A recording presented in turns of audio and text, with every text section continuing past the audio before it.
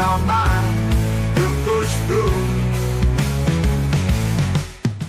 That no one is there like we're losing the fight. The darkness around us steals our light. Feel so alone like no one is there. Deep in our mind we find strength to repair. Tough times don't last, tough people do. With strength in our mind, we'll push through. If you push through and believe in yourself, there's no need to give up or put your life on the shelf.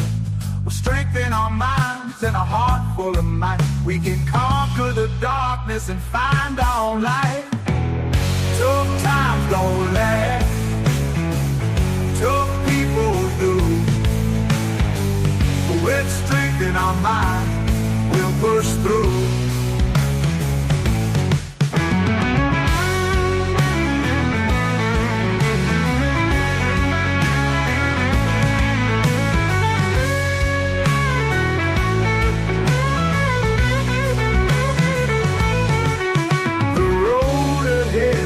Tough and unclear. With every step we'll conquer our fear. The journey's the challenge, the reward is the view. With strength in our minds we'll make it through. Tough times don't last, tough people do. With strength in our minds we'll push through. We'll push through, push through.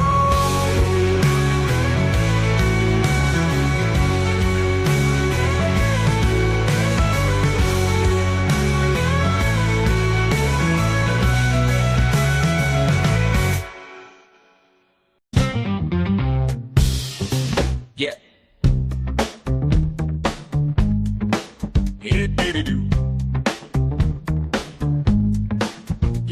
Do. You do. How can you just leave me standing alone in a world that's so cold? So cold. Maybe I'm just too demanding. Maybe I'm just like my father, too bold. Maybe you're just like my mother. She's never satisfied. She's never satisfied. Why do we scream at each other? This is what it sounds like when doves cry. Okay, let's mix it up a little. Okay, alright, okay, yeah. Oh yeah, mixing it up, mixing it up, until it up, better. 1, 2, 3 into the flow. Snoop Doggy Dogg and Dr. Dre is at the door, ready to make an entrance, so back on up, cause you know we're about to rip shit up. Give me the microphone first so I can bust like a bubble. Compton and Long Beach together, now you know you in trouble. Ain't nothing but a G thing, baby. Thank you all for being here, I appreciate every one of you. Don't forget to hit that like button. Make sure you subscribe and share it out if you want, so go ahead, hit that like now. Let's have some fun, and I am whatever you say I am. If I wasn't, then why would I say I am? In the paper, the news, every day I am. Radio won't even play my jam, cause I am whatever you say I am. If I wasn't, then why would I say I am? In the paper, the news, every day I am. I don't know, it's just the way I am. Alright, are we having fun? Aloha everyone, this is the Steve Harloha channel. Let's have some fun, turn it up and hit that like. No more being poor, drink specials at Winners, or being ignored by the think straight sinners. I used to smoke pinners while my moms made dinner. Now I smoke bombs and rock with Leonard Skinner. No beginners here, I'm a seasoned vet, educated on jazz by my man Ahmet Erdogan, my friend. I've been to the world and back, but I'm a Michigan boy, can you feel that? And I'm home. You never met a mother trucker quite like Steve. Not like Steve, not like Steve. Alright, welcome to Steve Harloha, the best damn community in all of YouTube. Remember, at the end of the day, we all have more in common than we don't. From Detroit to Hawaii, I love the life, but I never sold my soul. All them late nights and early mornings, let me show you what I learned out on the road. Let me show you what I learned out on the road. You know I've tried 1,000 times and I've tried to explain, and I've cried 1,000 times over things that I can't change. I've learned a lot, you know, I grow each passing day, and I blame nobody but myself for mistakes that I have made. Alright, oh yeah. Hit that like button, y'all. Yeah. Smash that like, smash it. And let's do this, let's do this. And let's do this, let's do this. Aloha. Oh, I still got the thing on. I got the thing on the thingy there. No, it's not. What's up, man? What? What do you want, dude? Pablo's been acting weird.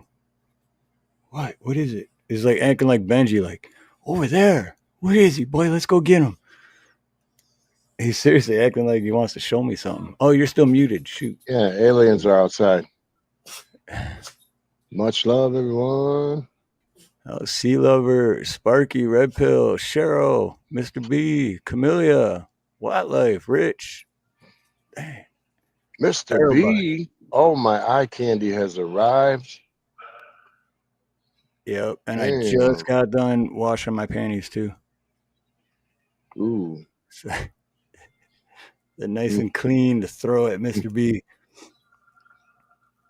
Not sure you should say that on line that you wear those, but Watch your mouth, Steven. watch your mouth. Ooh. Oh, dude, you see Oliver Anthony put a new music video out today, or a song? No. Or it was one day ago, so yesterday. It's I don't know, I want to share, but yeah, he's all about that independence, and like I don't think he would do a copyright, would he? No, I highly doubt it. Yeah, I doubt it with this guy, because he's I think a lot like he does. He just wants to be less government, more freedom. You guys want to check it out? I'll play it. I'm still trying to tickle Mr. B. There it is. Took me a minute. What's up, Creek? Hey, Creek. What's up, Creek Squad? Just love the Creek Squad.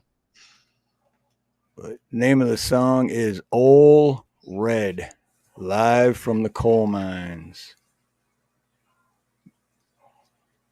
Let's see. It's 3.5 minutes, so let's check it out. Because I haven't heard it yet.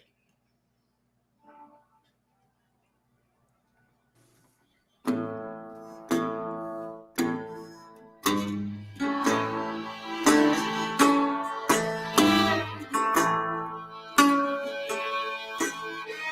I caught my wife with another man, and it cost me 99. On a present farm in Georgia, close to the Florida line. Well, I've been here for 2 long years. I finally made the world my friend, and he sentenced me to a life of fees, taking care of old Red. Old Red, he's the damnedest dog I've ever seen. He got a nose I can smell a 2-day trail. He's a 4-legged tracking machine. You can consider yourself mighty lucky to get past the gators and the quicksand beds. But all these years that I've been here, ain't nobody got past Red. And the warden saying, come on somebody, why don't you run? Old Red's itching to have a little fun. Well, get my lantern, get my gun. Red'll have you treed for the morning come.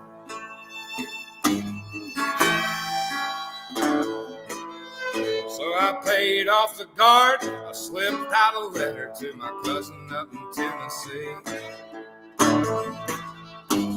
Oh, he brought down a blue tick hound. She was pretty as she could be. Well, they pinned her up in the swampland about a mile to the south of the gate. I take old Red for his evening run. I just drop him off and wait. And the warden sang, come on somebody, why don't you run? Old Red's itching to have a little fun. Well, get my lantern, get my gun. Red'll have you treat for the morning come.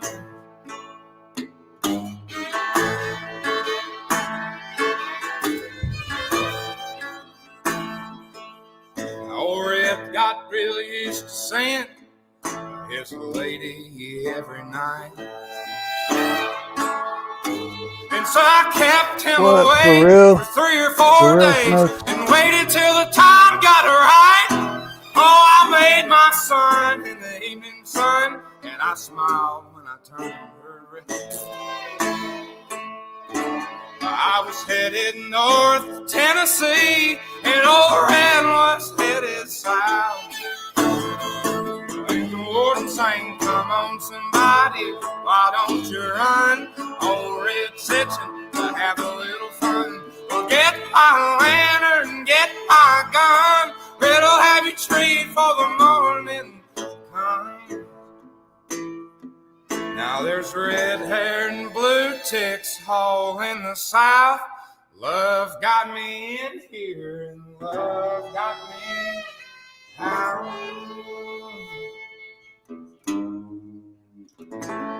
Is that true, Indy? I'm sorry, Snooks. Shout out to indie artist anymore. He's now signed. You know what's weird? Because I didn't see it yet. I was gonna watch it earlier, but I was like, you know what? I'll just save it. Because I'm like, dude, he's all about independence, right? yeah. And then I also thought at the same time, I'm like, well, you know, fame and fortune come in, a lot of people change.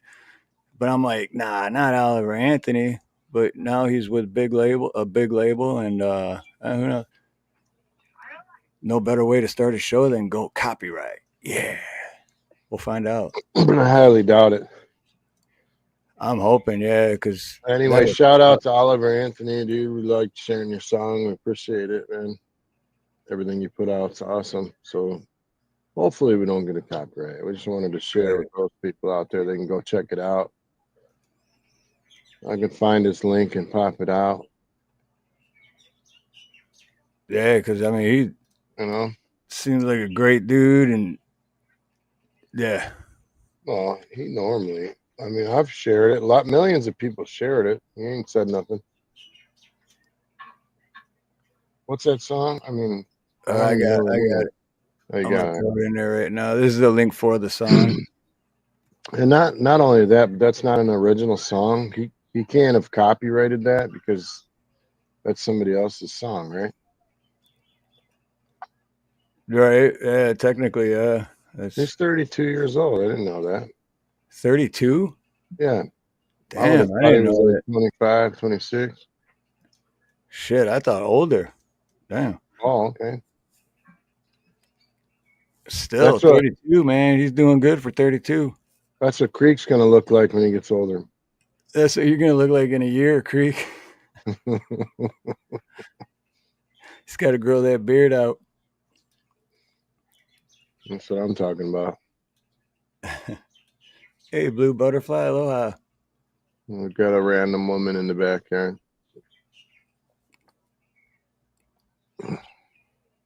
Dude, I said that, and my backup phone, Google just popped up.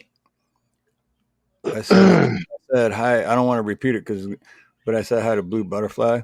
Yeah. And it just popped up on my phone. It says, Butterfly aloha likely refers to a concept or theme that combines the beauty and freedom of butterflies with the spirit of aloha.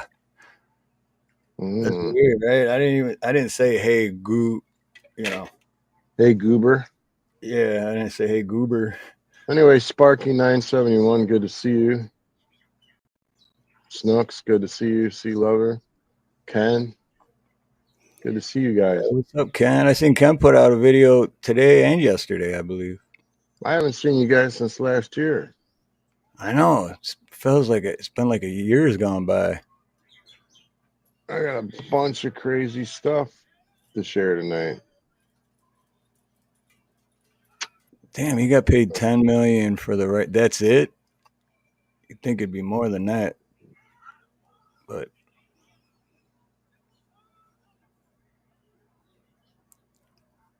we will see. And on top of that, I don't give a fudge.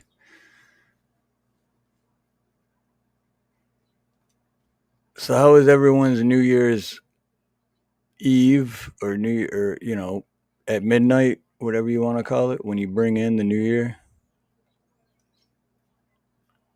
Anything exciting? What'd you do, Dave? Everyone knows what I did because I live streamed it. Well, at the last minute, I flew up to the store to get some sparkling grape juice and grab a Happy New Year balloon. And nobody was home. All my kids were gone except for one. So everyone was sleeping except for her. So we played rummy in the back room with the balloon and watched the ball drop. And then my wife woke up. I called all the kids. They were all sleeping and left messages. I'm like, damn, man. Bunch of party poopers. But yeah, they told me there was no sparkling grape juice left in the whole store. Damn. So I was like, I didn't believe them, you know what I mean? So I'm like, fine, let me go look. So everywhere they said it was gone. But I went in the alcohol section. I'm looking all over. And right next to the alcohol section, between the fruit section, there was a couple of cases underneath the blueberry counter. I guess the employees were probably saving it for themselves, but I grabbed me one of them. Right. Real quick. Dave's always got that intuition, man. He's like, yeah, you say there's none left, but I don't know. I got a hunch. Haven't I been that way my whole life, though? Honestly? Yeah, and like 99% of the time, you're right. It's weird, right? Yeah. That's when I got that word put on my arm. What you just said? What was the word you said? Instinct? Intuition.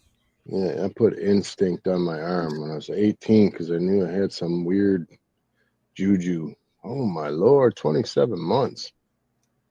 Yeah, thank you, as if, brother. You're awesome, bro.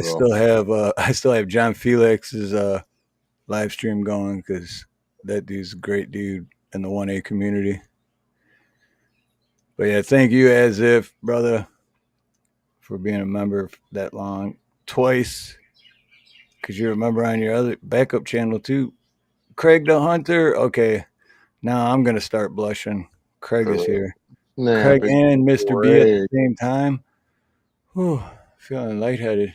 Craig, take out that garbage, Craig. Damn, Craig. Right. Yeah, Oliver Anthony did not copyright that song, I don't believe, by the way. So thanks for coming by, Craig. We appreciate you, man. Yeah, Craig is. And I'm going to admit, at first, when I saw your stuff, I was very critical. And as Steve has put some of it out there, I liked it, a little bit more and more. And you got some very valid points. So good to see you. Glad you're here. Keep on rocking out there, man. Craig is my secret man crush. Oh wait, it's not a secret if I just said that out loud, is it? Fuck. That's disgusting, Steve. I gotta start reading that book, The Art of Not Giving a Fuck. Hey, Cola. Snarkin' says, aloha, Snarkin' says. Yeah, like some of the last few videos Craig did, I could not agree more on some of that stuff. So I was, good stuff. I don't agree with everything, but I mean, who does? Whoever agrees with anybody on everything. Right. Something would be majorly wrong if we did all agree on everything, because right, I don't know, they would just be like zombified, right? Yeah. I mean, then that would be what? That'd be gay. Then I'd be coming out the closet. It'd be like boo. Gay! Anyways, we haven't done that yet this year, so it's brand new. Hey, Yeah, there's that. we haven't played that clip since last year. Right, we haven't done anything since last year. Just sitting around doing nothing. All right, so this week, real quick, I'm going to pull this up because this week's been. What do you think of this week, Steve? Be honest. How bad was this week on a scale of 1 to 10? This week, as in far as from last Thursday till this today, or just from Monday till today? Yeah. Because from Like even last 7 days, as in week, it's just been trash. like one of the customers I had back in Detroit when I first started plumbing said, and a storm was coming in, and she went, "Ooh Lord Jesus, I ain't ready." So this is how my week has been.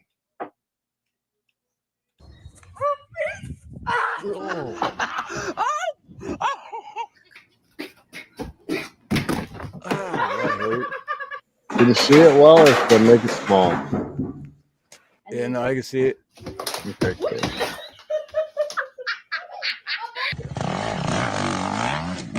Oh, I hate when that happens. Yeah. That's the week right here. That's Like Like, he are didn't you even even make one trying? arm on that. So yeah, that was it. That's funny.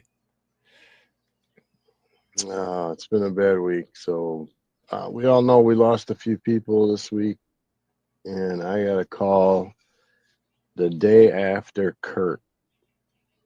The day after Justine came on, and the day after that, and they told me one of my best friends, I have three, had found him with a heart attack in the morning. I had to kick open the door, and they found him gone.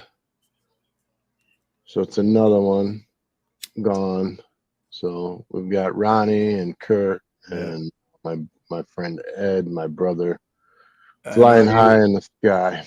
You told me about Ed a bunch of times, and I know you had a lot of respect for that guy, and I did too, because I mean he helped change you into a better person that you are today, you know. So he was basically my mentor. He was crazy. He was from Kentucky, but you know me, I needed crazy. So he was the perfect crazy for me. And he was one of them guys that, like, you ever get real busy and someone texts you and you keep forgetting to text him back over and over and over and over. It's like a couple days go by and the dude's not giving up. He's like, "Hey man, Like I I still always love forget you." to text my mom. "Hi mom, Yeah. I love you." Sorry again, but go ahead. He's like, I'm still praying for you. I'm still pulling for you, man, and hope you're doing good. Hope you had a good New Year. And then you finally are like, you say something back, and it's like, "Oh, thanks, brother. You too," because you're busy. And then like, Right. but he's always a guy like, "Oh, you didn't answer your phone for 4 or 5 days." He shows up at your door, like, even if he's driving a half hour and knocking on your door, going, "Hey, dude, are you all right?" You're like, and then you're like, "Oh my God, why is he here?" Well, he came to check on me. Because That's he truly cared. He's a good guy, really good guy, very hard to swallow, but I know where he is. I cried hard. I'm No, still, dude, I would have, dude, trust me, I know how important he was in your life. So and what's even weirder is, you guys know I'm not that old, but my best friend Ed was like 77. So imagine that dynamic of a friendship. Not yeah, even the same age group, but like when I was doing real bad, and one day I just wandered over to the church looking for some help because I was like ready to be done with everything. He was the first person I saw. And when I saw him, his eyes were like glowing and he was super happy. And I couldn't understand why he was so happy. Yeah. And I'm like, I never seen people that happy. Kind of how I feel about morning people. Like when I first wake up and Yeah. then there's morning people and it's like, why are you smiling? Stop it. Why are you so happy about having to go to work? Right. Right. Anyway, so yeah, so he had this glow in his eyes. And I do believe it was from God, man, that I met that guy because he was exactly what I needed. I think at that time I was like feeling like there was no help for me and blah, blah, blah, feeling bad for myself. And then he was like, it's never the end, man. As long as you're still breathing, Mm-hmm. God can fix you and change you and help you. And he goes, and I'm gonna help you too, man. I don't even know you, but I'm gonna help you. And I was like, wow. And I'm Yep. like, he goes, yeah, I just got, no, this is crazy. He goes, I just got back from a missionary trip to Africa. And I'm looking at him like I said, I was on the other end, like really low, in a low place going, you did what? You went to Africa for what? To talk to people about God? That's crazy. Are you insane? But no, he had just gotten back. It was a 17-hour flight or something. They had lost the passports and everything. He's still in a good mood. But they went as a medical unit and helped a bunch of the kids. They were having like the AIDS epidemic and like the food shortage. People were starving. He was over there with a big group helping. And, that gave him purpose and happiness because he was helping somebody less fortunate than him. And it gave him, his eyes were literally glowing. He was so happy. And I was like, whatever you got, bro, I need some of that. So Yeah. ever since then, we were friends, best friends. Dude, well, like when you were just saying that they lost their passports and everything, and he was still like happy. That's the goal I've been trying to reach for like the last 2 or 3 years. It's just like I'm almost there. I'm at least halfway there. I know that, but Hey, Brandon Mitchell, good to see you. yeah, Brandon, aloha, Brandon. Again, I just said hi to him like 45 minutes ago over in John Felix Oh, okay. live Well, stream. But yeah, what's good up, to see Nut you over House? here, brother. Oh, he did. He just ended. Okay. I still had him going on a different tab. Nut House, brother. Thank you for Yeah, stopping by on my channel. I appreciate you, man. Shout out to Nut House. You guys Peanut. subscribe. Yeah, and Peanut. Cola, because me and me and the Nut House, and we're on Cola's panel last night, which is really good conversation about dreams, stuff like that. Really good. Go check that Oh, out on Cola's channel. I didn't know you guys were on last night. I would have stopped Yeah. in. But Well, I was gonna do well, originally what was gonna happen is we were gonna do a first sunset of the year of 2025 in Hawaii, and then I started working on a short, and then when I looked at the clock, I was like, damn it. Like right. even if we left right away, it yeah, so I screwed all that up. That's my fault. So then I switched that live. I didn't have it set to public yet, so no one really knew, but then I switched that from that to like I'll go on like around 8:30 my time, which is like what 12:30 1:30 your time in the morning. Yeah. So and then like at 8 o'clock my time, I looked and I seen, or at 7:30 my time, I looked and I seen Cola was going to go live at 8, and I was like, oh, that's actually better because the closer I got to 8, the more I'm thinking that's too late for me to go live. So just Cola went live, and then I went on her panel instead of doing a live on my channel. Oh, thank you, Brandon. I can't drop my Oh, own. right on. You know what, Brandon? Or here, I get it. I get it. I I got it. could, but I feel bad about it. I got it. I got to try this before because my mod. There's certain mods that are so damn good. Trying to beat them. Trying to beat them. Sorry. It's a race. It's a race. Hold on. I'm coming back now.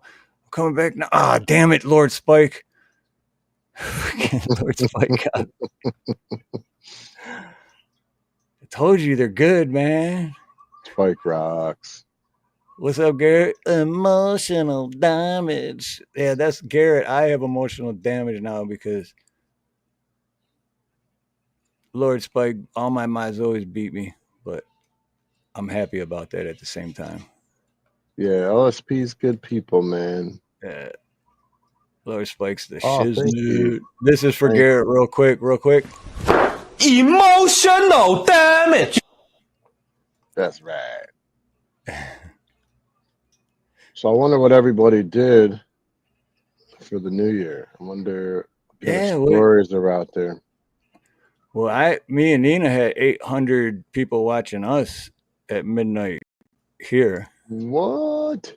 Yep. You know what? That reminds me, and I know it's a totally different subject, but I pulled this up earlier about that.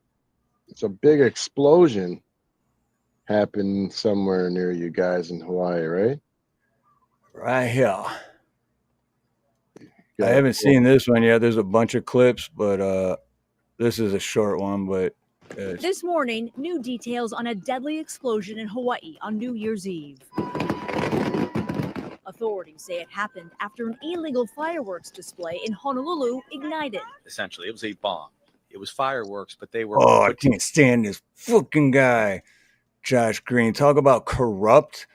Sorry, I don't mean to break off the thing, but talk about corrupt, the most corrupt, this fucking parasite of what they call a human being, this low-life, narcissistic, egotistical, good-for-nothing, piece of shit tyrant, Josh Green. Anyway.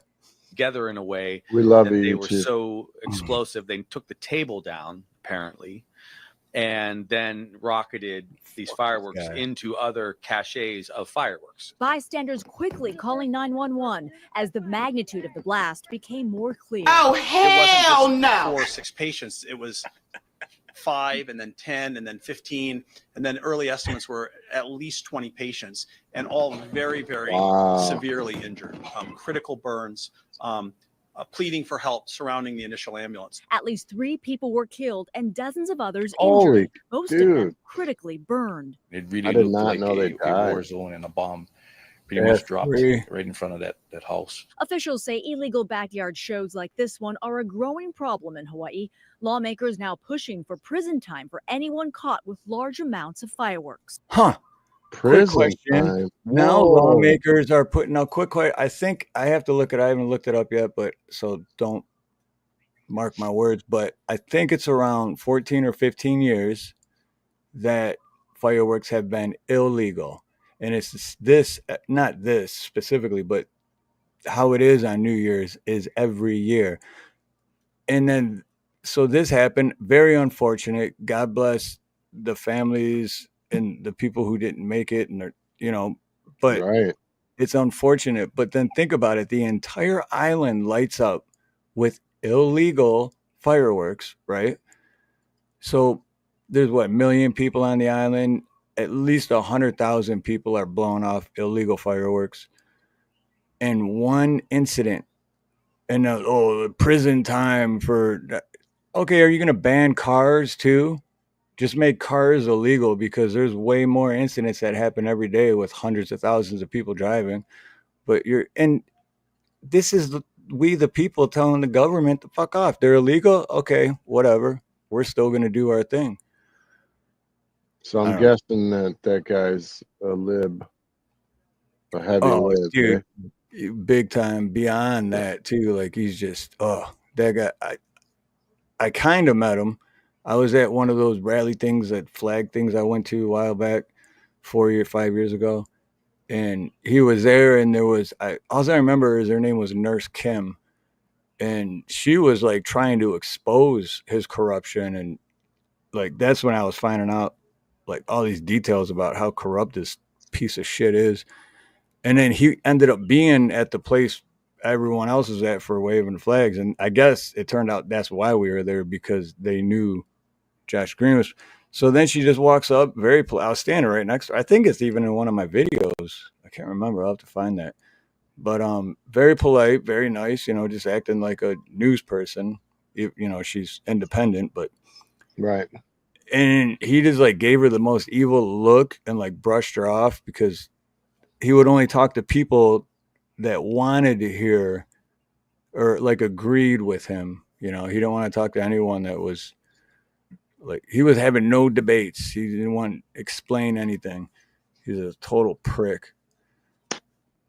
Sounds like he needs his rear end kicked.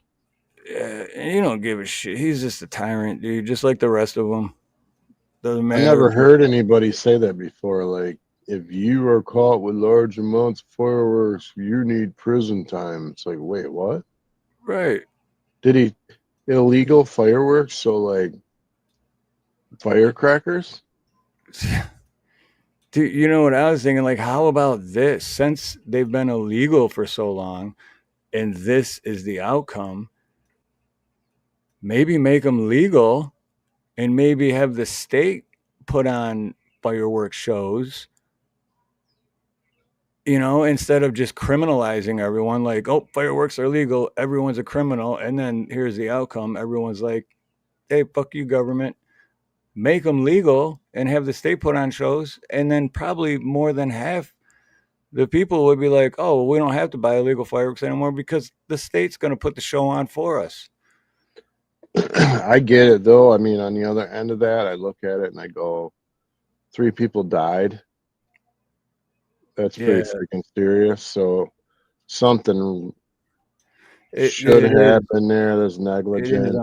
But the thing, too, that wasn't in that video, but the unfortunate part about it, too, is that it's unfortunate, period, that 3 people lost their lives. But what the dude where it happened, I guess he was also like, he also basically had a bomb because he wasn't getting illegal fireworks shipped into him. He was making them. Oh, okay. So everything he had just was basically a bomb. So when it went off and then boom. So if he would have just got all his shit illegally, like everyone else. My brother James coming through with something. James. I hope he just got here. I hope he didn't hear what I just got done saying about him. I know. That would suck. That was evil. Love you, James.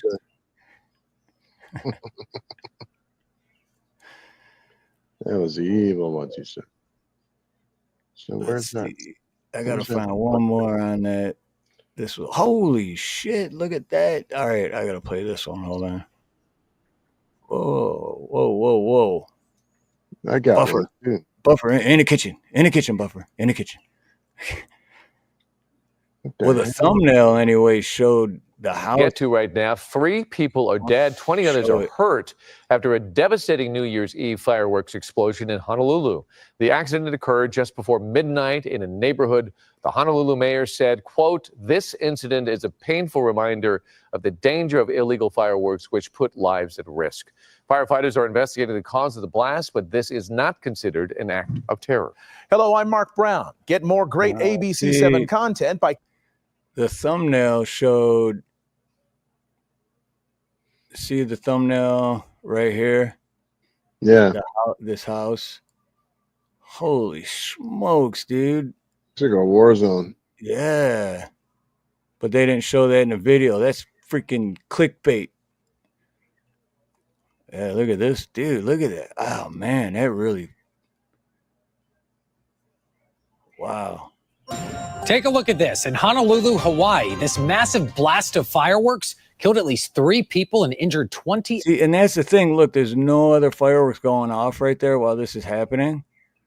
So that's got to be after midnight. It had, because, dude, we were live streaming for a good half hour after midnight, and fireworks are still going off like crazy. So this has got to be like 1 o'clock, 2 o'clock in the morning, because there's no other fireworks going off. Others, several are in critical condition this morning. Now, the explosion happened just... And that's why I ask questions, too, because that's always that thing. Don't believe everything you hear, right? So they're like, oh, it happened at New Year's Eve when everyone else was lighting off illegal fireworks. But no, because where are all the other fireworks? Liars. Just minutes before midnight, prompting a massive search and rescue response. EMTs at the scene described it as a complete war zone. Officials have yet to release a cause of that deadly explosion. The mayor releasing this statement saying, quote, "This incident is a painful reminder of the danger posed by illegal fireworks, which put lives at risk, drains our first responder resources, and disrupts our communities. This is absurd and unacceptable." This morning, it's still not clear what set off the dangerous fireworks, but an investigation is ongoing. Yeah. It's absurd what had happened is, but in the big picture part, it's kind of like the whole left-right thing. Obviously, look how many fireworks are going off every year at midnight. It's at least half the island, if not more. So if you just divided those, like people for the fireworks, people against it, the vote's probably going to come out for it, you know? So it can't sit there. And that's all. I don't know who said it. It was yesterday I seen in chat, somebody's chat or in our chat on Sunday or something, but someone said they only make laws to take off all responsibility from them. I forgot how they worded it, but it's so true. It's like, yeah, they pass laws to remove any responsibility from themselves and put it on us. There we go. Oh, I hit the wrong one. There it is. Only tax. Yeah. Exactly, Craig. Mm-hmm. Craig knows what's, yep. That sounds pretty good, bro. Chicken and Spanish rice. I'm down. Fried rice. I like fried rice and beans. So beyond that, there's been at least 4 other attacks, or if you want to call them accidents or whatever you want to call them. The one down in Bourbon Street in Louisiana. Yeah. Guy drove through a crowd of like 50 people. Yeah, there's how many didn't make it for that? I think it was at least 15 on that. Yeah, it was a high number. Like, wow. Look at this one. I'll show you this one. Oh God, this was like, oh, we found 150 bombs in this house in Virginia, and I'm like, wait, what? Did I read that right?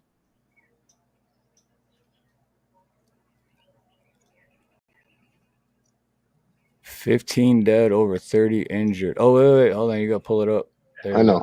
Oh, okay. You got me? Yep. All right. Yep, it's up. The Las Vegas Metropolitan Police Department and these folks worked through the night and found a lot of stuff that is very useful for this investigation.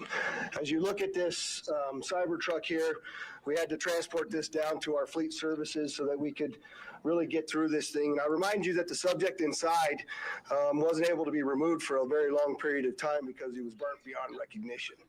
And so as we continue to beyond recognition, I'm going to talk a little bit about his identity and what we believe, but I would like to highlight a couple of things that the teams found inside of the Cybertruck that are useful to the investigation. And that first and foremost is a military identification. Ooh, we also found a passport. Let me stop it right there for a minute. Yeah, that's, dude, first thing that popped in my head when they found a military is that just being in the military alone can make you dangerous because you learn a lot of things that you wouldn't normally learn. Now, one of the things I read today is that before the truck actually went off, is that he shot himself in the head. But I don't know if you just heard kind of what they just said, but like he was burned beyond recognition, but we learned his identity shortly after. Like, how do you know that's really this guy? You know what I mean? If he's burnt beyond recognition, you can't figure out who he is. How do you know it's this guy? Right. Because you threw this in the truck? Yep. Oh, I found an ID. Believe nothing, question everything. Oh, the guy's burnt to a crisp, but the ID made it. You know, that's what I'm saying. It's always shit like that. Like, yeah, he's beyond recognition, but here's this piece of plastic that was sitting 3 inches from him that is slightly burned. Exactly. So here we go. A Desert Eagle 50 caliber semi-automatic pistol. Yeah, even that is melted. That we're going to talk about, but not the ID. Burnt beyond recognition as well. There's a the ID made it. It's all burnt beyond recognition.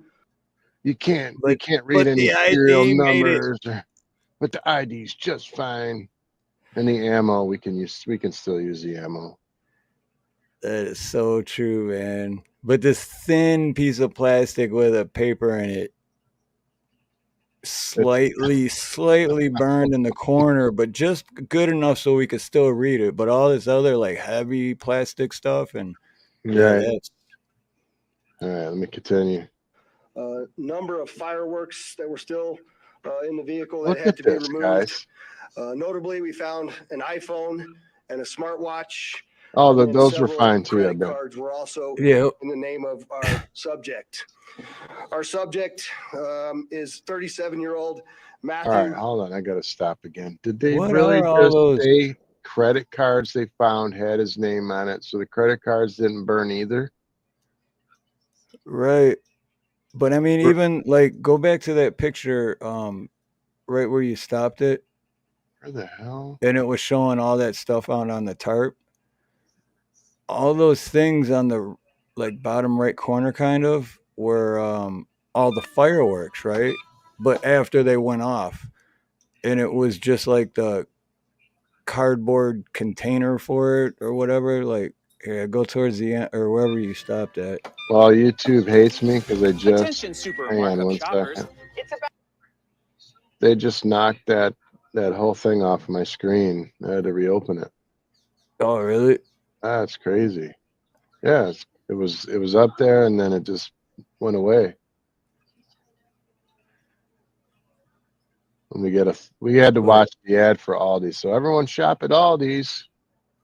They don't even have Aldi's here, man. I remember I used to live like 2 blocks from Aldi's. All right, here we go. But yeah, look, go back to where you stopped it at earlier, to where they were showing everything on that tarp. And one second, where'd you want to go? Keep going. Where they were showing everything on the tarp. Yeah, right there. Yeah. So look at all those all there on the right, like right above the where it says explosion at Trump Hotel. Yeah, just pause it. There you go.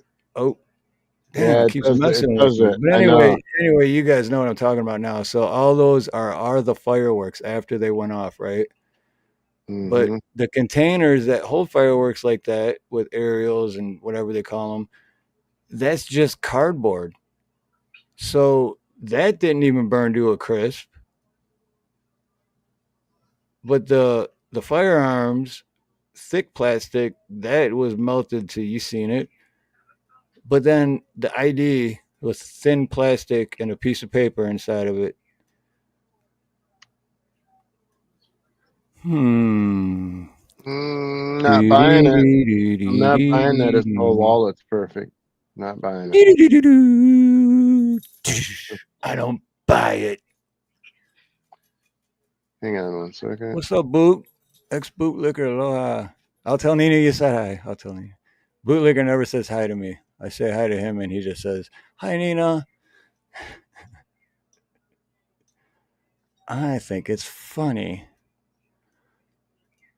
I don't care who you are. That's funny. Sorry about that. Let's continue. Carry on.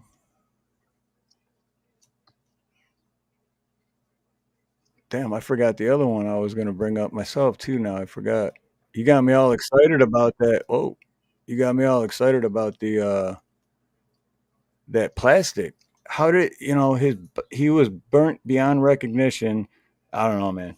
That kind of shit. I am not talking to you, Google. Stop freaking. I can't believe what whoever's doing that to me took it off of the screen, off of my page. Wow. A lot of you folks in the media that are identifying this person And as we'll a go back person to in this again. Burger. He's of Colorado Springs, Colorado, born July 22nd of 1987.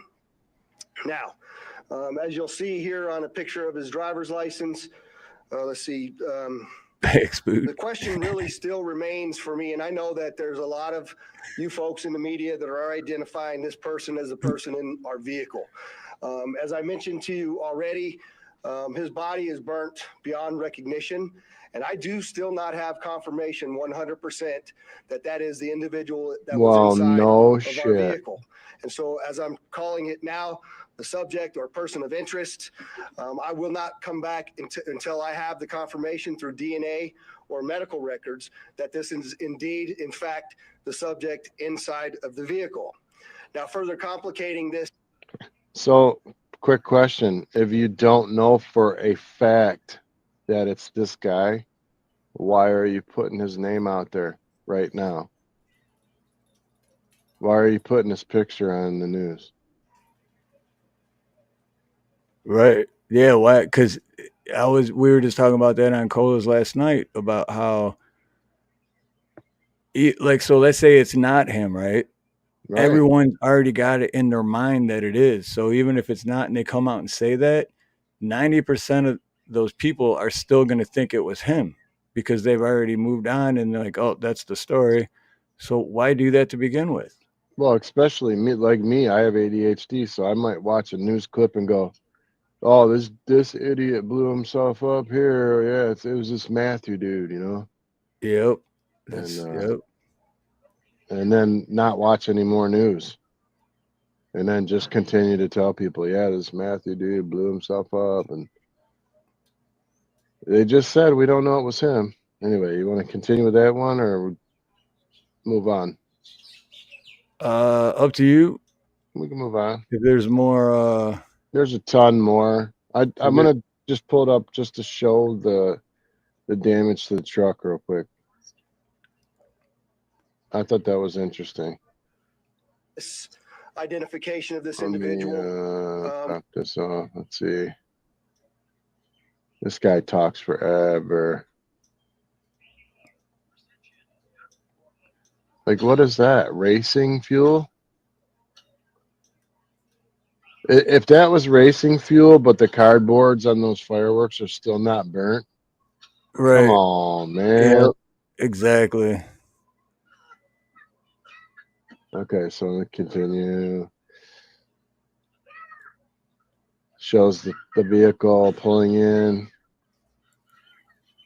Well, if you guys can see the spotlight there on the left picture, shows them pulling in. Fire on the right. I'm not sure if that's the building suppression system going off, trying to put it out. I imagine it is. And then let's see. I'm surprised they didn't find a handwritten paper note that wasn't burned either. Guns, ammunition, and IDs found inside the Cybertruck.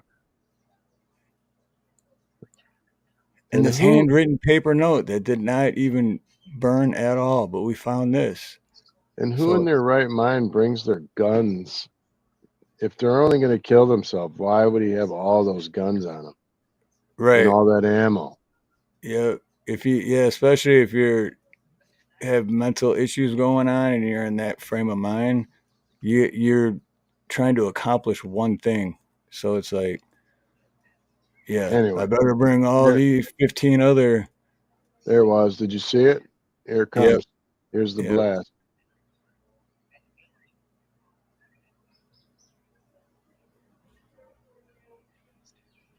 Here he comes right here. Boom. Damn. And you can see fireworks going off everywhere. So one more time. I mean, if he was sitting in that, I don't know, I guess it would be a vehicle, stupid ass Tesla or whatever, but if he was sitting in it when that went off, like that would have killed him regardless right there. But That's he what had I'm to make saying. sure, right? So allegedly, he took himself out. How does that work? How do you take yourself out and then? Well, okay, and if you're saying the body, you can't recognize it, the dude, and he's burnt to a crisp, how do you know he shot himself in the head? That's what I mean. So how did he do it before? Unless it was on a timer or something, but It's BS. The whole story is BS. None of it makes sense. Wildlife says he was well trained. If he wanted to do damage, he would have used fireworks and gas. He is trained to get maximum damage with very little effort. Yep. That's first thing I thought of when they said it was military, right? And he could have went into that building and done some serious damage in there with what he had on him, supposedly. Right. If he really wanted, instead of just blowing up a car in front of the building. And right, the rifle was burnt. His ID was it? Same thing they did with the Atlanta bombing, where they made the security guard a person of interest, and his life was over as he knew it. It was never the same right. Yep. Even they throw someone in there like that and ends up not even being the person, but then that still ruins that person's life. That could be a setup. I agree. Like exactly. Like if you, everyone knows that if you want those things to go off, you have to put them like in a tight package for them to explode properly, right? You don't have an open bin of stuff laying there. You got to compact it. Right. Anyway, and a real soldier quick, would have known. Boltonator, what's up, Bolt? Good to see you, brother. Brother. Happy New Year. But no, that's a good point, man. You just don't just throw everything in the back. I agree with Craig. For all we know, there was no real body in the car. Or it could have been, anybody. Who knows whose body. Aren't those self-driving too? Yeah, probably nobody in there. It's a Tesla. That's probably why they use a Tesla, because they can self-drive it to the spot. Tinted windows, can't tell. Yeah, see? Conspiracies. Let the conspiracies rise. Government made up that word conspiracy just to make we the people look dumb. Oh, you're one of those conspiracy. Like, you guys came up with the word? Shit. Just like with the aliens. Oh, alien. Oh, you're crazy. That's conspiracy. That's when they came up with the word. And then over a half century later, oh, yeah, the aliens are real. We have to let the public know about this. Well, what happened about all the conspiracy shit?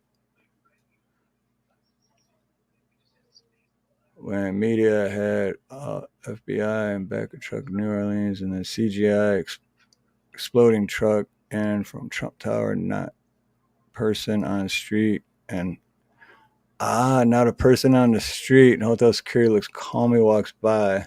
Exactly. Yeah, good point, Elaine. Good point, yeah. Or was it one of those 3-letter agency? I know that, Ken, but was it that one? The thing that throws me is the racing fuel. Right. Yeah, because that shit would just, yeah. If you're going to blow a car up, why wouldn't you use a full tank of gas? Racing fuel, just laying there in a can. It just to me, that just seems like people in 3-letter agencies that think they're so smooth, and they're like, well, we have to think like the criminal, and then all they can do is think about movies they watched, and then that's like their idea to come up with how to frame them or whatever. He could have been trained by Biden. I mean, who knows? Biden could have trained him to do that. Never know. Way, You'll never know, my friend. Never know. Anyways, so that's one of the stories. So we had an explosion in Hawaii, right? We got this truck blowing up over, where was that at again? That was in LA, right? No, or wait, no, I thought that was, or no, Virginia, right? Well, the something 150 like bombs were found in Virginia. No. Okay, I forgot about this part. This guy, supposedly the FBI found 150 bombs in a Virginia home search back in December, prosecutors say. So before this happened, they found 150 bombs in a Virginia home in December. I don't know if they belong to this guy or not, but it's definitely connected to the story. I don't remember hearing that. Do you on the news? No, not at all. Well, I ain't buying it. I call bullshit.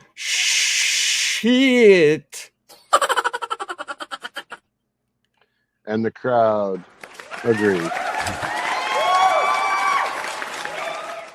Do you believe it? I don't. So some other things going on. We talked a little bit about the thing in Louisiana. I still don't see how that happened. They said they blocked the entire road off, right? With like Is that the one that ran over a bunch of that one? Yeah. I haven't seen anything. I heard about it, but I haven't seen anything on that yet.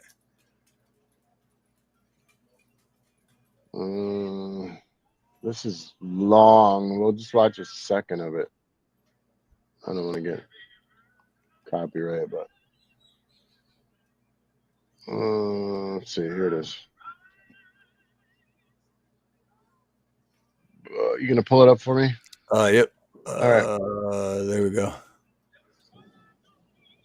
Lester, good evening. Tonight I want to show our viewers how that alleged terrorist got onto Bourbon Street. He came up with his white pickup truck along this street, Canal Street. That's the entrance to Bourbon right there. He jumps the curb and gets over a police car and then heads down Bourbon Street, starting his killing spree. And tonight we've learned his truck wasn't his only weapon. He also had a firearm and an explosive device. Of course, there's always a firearm. In the opening hours of the new year, terror on the streets of New Orleans. Cell phone video capturing the scene of bodies sprawled out along the city's famed Bourbon Street. Real quick, if you got always a firearm, because we need more gun laws. We need more gun laws. Sorry, guys, I didn't realize the graphic. If you're squeamish, look away, please. The wounded being treated while still laying in the road. We're dealing with EMS right now. Right now, we're working in a triage area. Video courtesy of EarthCam showing police racing towards the carnage where a driver plowed his pickup truck into the crowds in the historic French Quarter. In this video, you can see the truck getting around a police cruiser, blocking the entrance to Bourbon, then racing through the street packed with revelers, killing as many as 15 and injuring dozens of others. He was hell-bent on creating the carnage and the damage that he did. So, first question, how does he get over the top of a police car? Because that's what they said, right? Over it, yeah, where you got like, I could play it again, but I'm positive they said over a police car. I heard it. I heard the same thing you did. Yep. They jumped a curb and jumped over a police car like Dukes of Hazzard. Right, that's what I was trying to think of. Yeah, like Dukes of Hazzard or whatever the hell that other I read deeper into the story, and it happened at 3:15 a.m. So there were still that many people out. It's like 3:15 in the morning. Let's see if there's let's see if it shows it. Yeah, right here. Between Canal and Conti Streets before crashing into a crane. He died in a shootout with police. This video capturing the sound of gunshots. 2 police officers were shot and injured. The guy in the pickup truck just punched the gas and mowed over the barricade and hit a pedicab passengers. And there were just bodies and the screams. I mean, you can't think about, unhear that. Yeah, sad way to start the new year, brother. Chadwick says he went around the police car, but I swear that dude said he jumped the curb and the police car. Like he made it sound like he jumped the curb and was like Dukes of Hazzard and went and then went right over the. It was right when that lady started talking, right? The lady that looks like she should be a grandma, not a cop. Yeah. Coming up right here.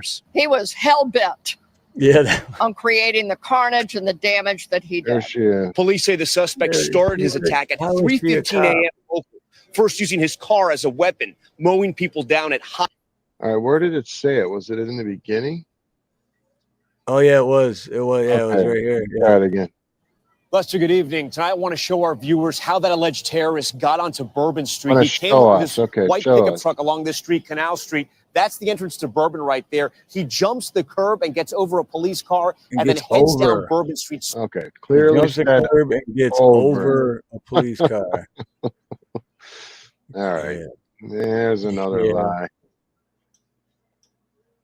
Okay, who's buying it so far? I call bullshit. Somebody made a mistake. Somebody did something stupid. Somebody wasn't watching. You had all those cops, man.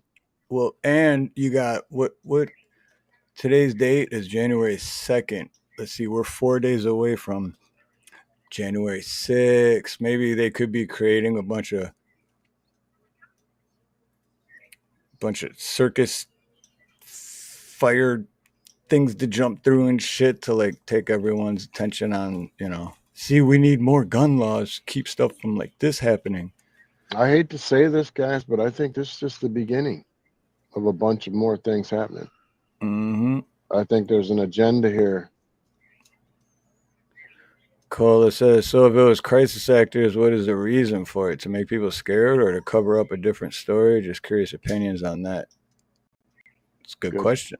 Good question. But that's what I think. I think it's because January 6th coming up and they want to get more people to believe that we need more laws and a one world government and, all the ICE guy, I can't remember his name right now, the guy from ICE that heading up the,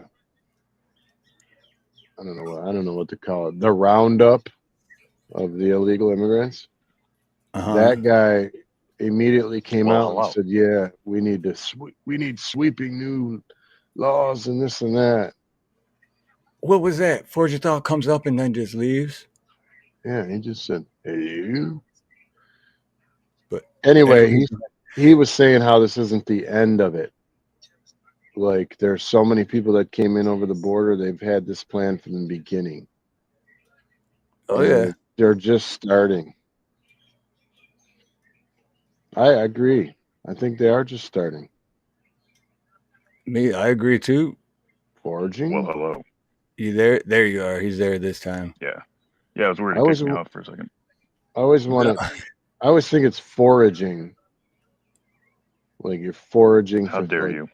Food. I'm sorry. I had to say it. No, welcome, brother. How you doing, man?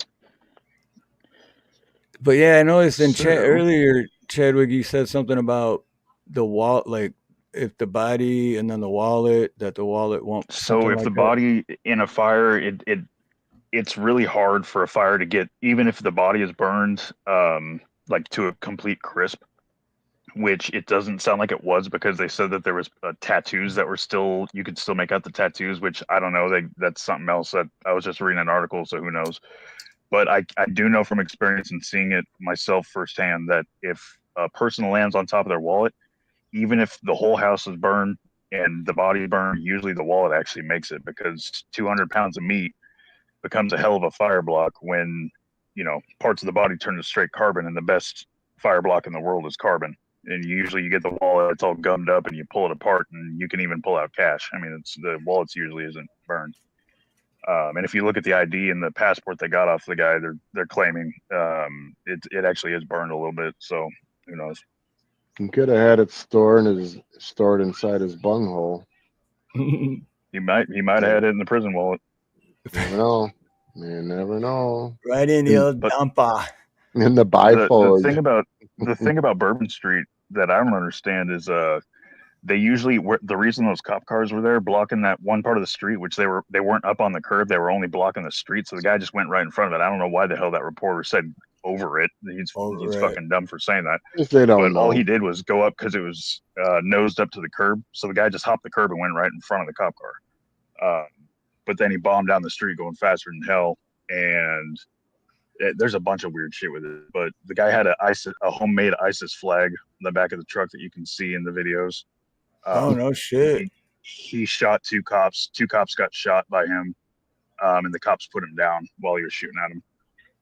There's multiple camera angles of it and body cam too. But yeah, the dude hit a bunch of people, dude. There's footage from almost every one of the bars from in front of him flying down the alley. And he was an army dude that went to Afghanistan. I forget his name. It's something vaguely Durka-ish. Durka-ish. And the dude had made social media posts earlier in the morning saying that he was going to do that shit. But what I don't get is Bourbon Street. They knew there was going to be some shit. They were going to have Bourbon Street busy as hell for this, for New Year's.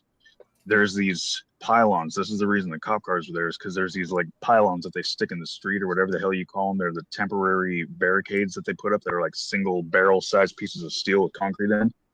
They had removed those for some kind of maintenance and said they were going to be changing things up and getting ready for the Sugar Bowl or whatever the hell the football game is down there.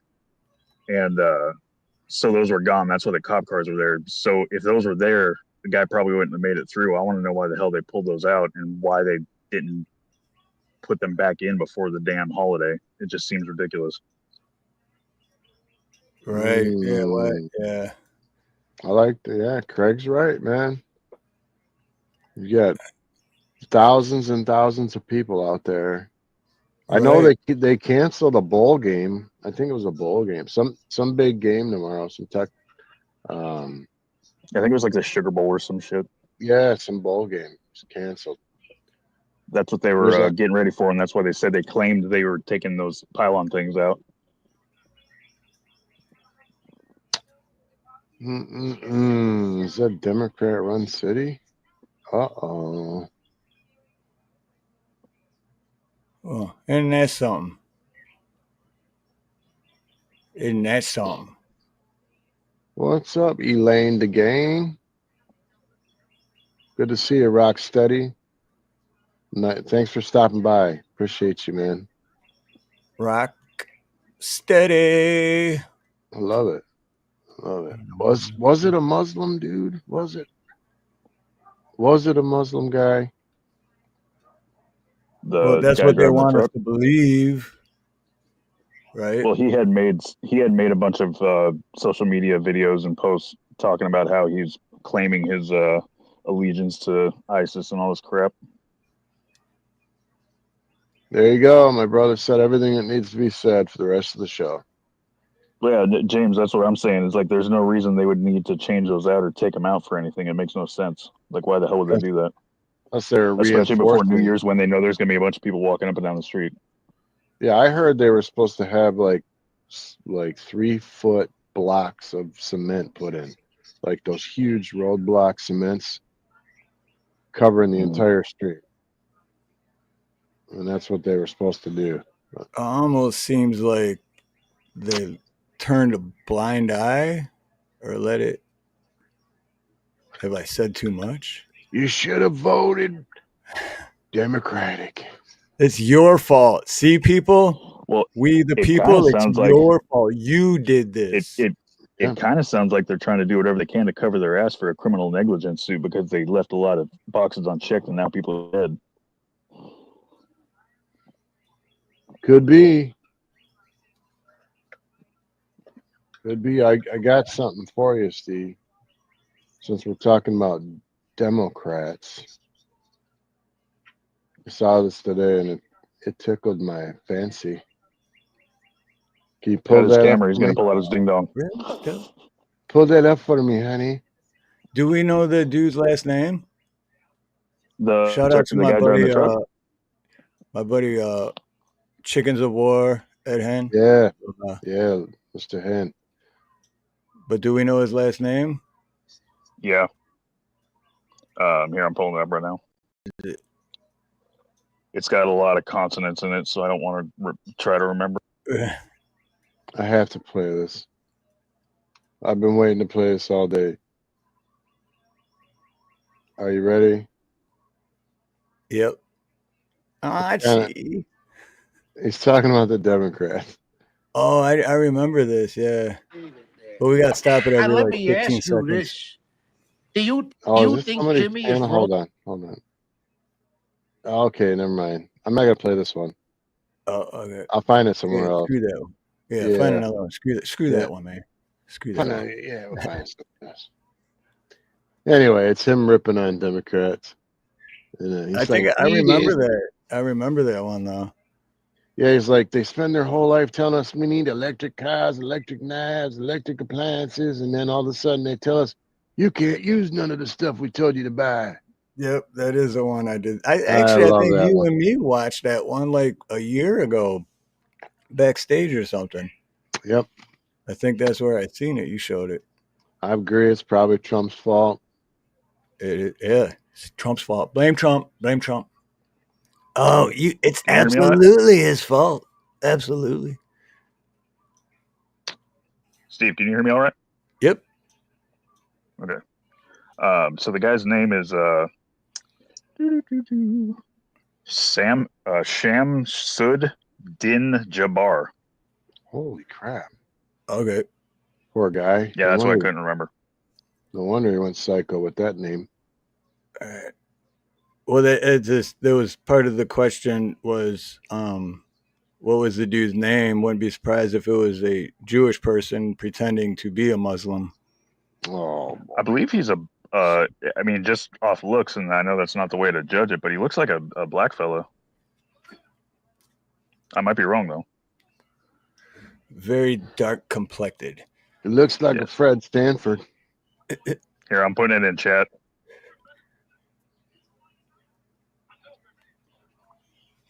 My cigarette keep going out. I don't know, man. It's getting cold in here, bro. It's like 20 degrees outside. I know here it's, oh man, it's 82 outside and 80 inside. You suck. I hate you guts. Oh, Ken, that is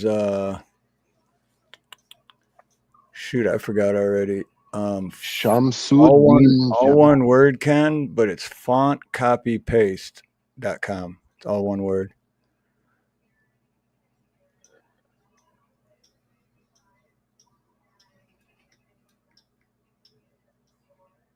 And then I also heard, oh, wait, real quick before we go on, Chadwick, what did you do on New Year's Eve for midnight? I couldn't sleep, so I mean, I was alone. So I sat at home and I wove a bullwhip out of paracord. Dang. What movie was that with Clint Eastwood where he kills those guys with a bullwhip in the end of it? Remember, you guys remember what I'm talking about? Yeah, like he was like a sheriff, and they all whipped him to death. And then he comes back and like paints the whole town You talking red. about Hang 'em High? No. You talking about Hang 'em High? No. It Okay. was, they painted the whole town red, and then outside the sign he put hell on it. And the guys were getting out of prison, coming back to kill all of them. And they hired him as a gunfighter. Oh, this just in. Hold on, this just in. The ISIS flag that was found still had creases in it like it was freshly bought. Shout out and aloha to my brother Monty. Well, it was a rented truck. Flag. It was a rented truck, and it was like a homemade flagpole that he had up, and you can see it in the shot when he turns the corner and everything. So it's definitely definitely in the back of the truck, but yeah, whether it was Hawk mirrored on, I don't Mustard know. Seed says High Plains Drifter. That was the movie. Hey, Hawks, aloha, Hawks. Good to see you, brother. Absolutely. I like that one. I like I heard Ice-T has a problem with the cops now, but I haven't watched it yet, and it's 15-minute video. So, oh, right on double Clark, 3 months. Thank you. That's awesome. How was your New Year's, Deborah? What'd you guys do for New Year's? I mean, I know, that Steve, hat. you were doing fireworks and everything. Dave, what'd you do for New Year's? Not much. We sat here and had a drink of sparkling stuff and yelled and played rummy. Nothing crazy. We made little vows, not to hide our wallets in our bungholes anymore. Yeah. No, on a serious note, my resolution was to try not to be so negative. What was it? Say that again, Dave. Sorry, I missed. Try not to be so negative and take more time before I speak back to people. Yeah, that's a good one. Oh, I forgot I did a poll. Shit. I always forget about where's Steve-O at? Steve-O always reminds me. He's not 53 votes. What is your top New Year resolution for this year? And it was hard to come up with just 4 because you can only put 4. So I put health, money and career, travel, or family. 55% says health. Wow. Selfish bastards.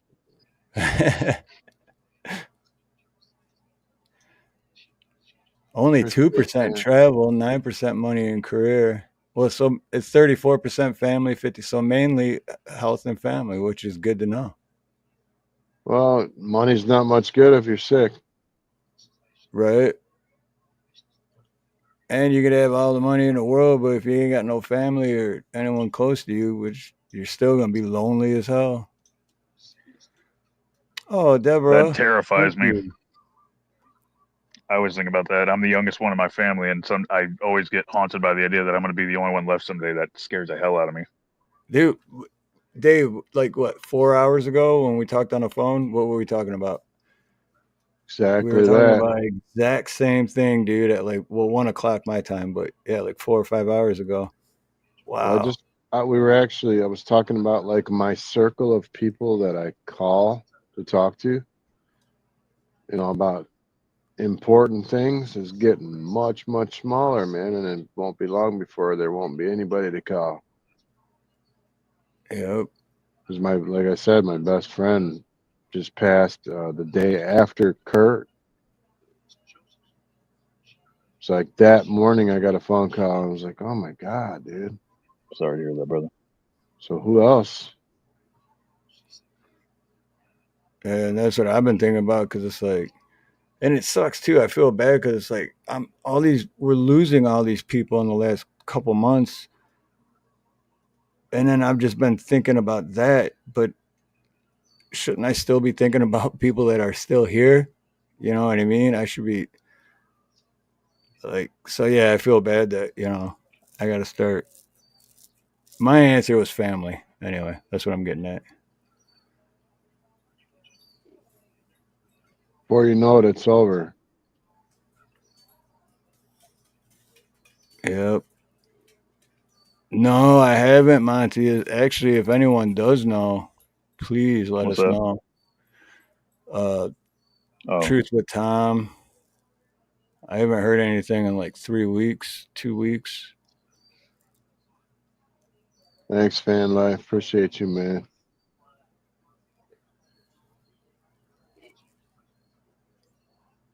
Wait, in Desert Storm. Look at that guy. You can always call me, Dave. Just reach out, brother. Look at that guy. He's true blue, man. He's my new man crush. Craig says, in Desert Storm, troops entering Kuwait City were greeted by Kuwaitis waving American flags. The CI to the A applied those flags. If I see a flag, I know it was them. They effing love flags. John H. What's up, John H.? You know, You know whose what flag that was? That was Biden. You know what those are? Those they love flags. You know what they're called? Flaggots. I was just gonna make a joke. I was gonna make a Westboro Baptist thing. Go, God hates flags. John H. Aloha, brother. Good to see you. They're flagging. That's what they be doing. Hey, as if it's your business. What's up? As if, my brother, as if. All right, I'm gonna share a little bit of this because it's eating me up to know what it's about. But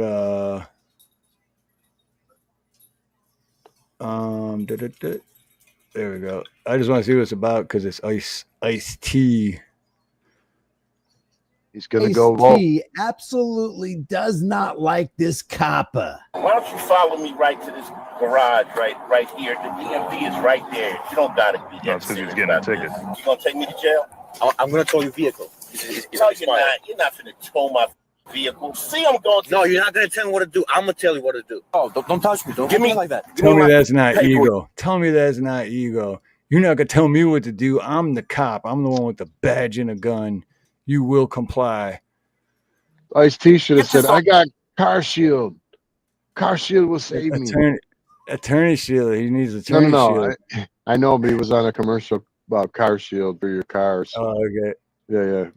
No, I'm sure this cop knew who he was, man. Maybe not, but this shows you that Ice-T's real. Rapper. What's that? I said this shows you that Ice-T's real, though. Right. So far, I haven't watched it yet, so I want to see what happened. And Law and Order TV star Ice-T was pulled over by the Hudson County, New Jersey Sheriff's Office for a missing front plate. The officer discovers later that Ice-T's license and registration are expired. So in this video, we have a star who possibly wants preferential treatment. We've got an ego-bruised cop who definitely wants Ice-T to know who the boss is. We've got a weak-willed commanding officer who arrives later on the scene, so stay tuned for that. But got an update on Truth with Tom. Says amazing day already. First, they used a different kind of lift to move him to the chair, sat him on the bed, put his arms and hands on a bar, pulled down a seat, moved him to the chair. Later, I put the track cover on. He spoke to me, asked what happened. I told him the same as me. He said, no shit. And this was 2 days ago from Tom's wife. So, wait, who are you thank you for that, brother. I'm lost. Truth with Tom. Okay, something happened. Yeah, I just haven't heard anything in a few weeks, and I was just saying, if anyone has any update, please let us know. So, okay, cool. Okay, so back to this though, but yeah, and Craig has a good point too by Ice-T. Ice-T plays a cop in that Law and Order or whatever TV show he's in. So, and there's also a kangaroo and Tank Girl. Just saying. Yeah. What movie was that where he was undercover cop? Exercise. My bad. Go ahead and play it. No, I know. I'm trying to think. New Jack City? Was that where he was the cop? I can't remember. I know what you're talking about. Oh, I'd like to point out he was also in Break Into Electric Boogaloo. But go ahead. Oh my God, Electric Boogaloo. Man, what do you know about the Boogaloo, man? Come on, let's do the Boogaloo. I'll just look at All right, let's see what happens. That famed officer discretion, which we never see unless it's preferential treatment for one of their fellow Blue Line gang members. That's his wife right there. Is that Chanel lady? Wait, is it? Oh, don't start doing this. It's that. Isn't his wife that Coco lady? Yeah, Coco, the blonde. Coco Chanel or whatever? Yeah, the one with 90 pounds of plastic in her. I thought it was this chick right here, but no, he had a show with this woman. I'm thinking of someone different. I'm thinking. Yeah, no, his wife. I thought was that blonde chick that's got like the whole Play-Doh Fun Factory in her ass. Yeah, you're right. Yeah, that is. You're right. She's a motherfucking PIMP. Preferential treatment for one of their fellow Blue Line gang members. And we have the clear illegitimacy of the state to make you register your property with them and get a permission slip from daddy government in order for you to travel down the public roadway with said property. So let's take a look at this video.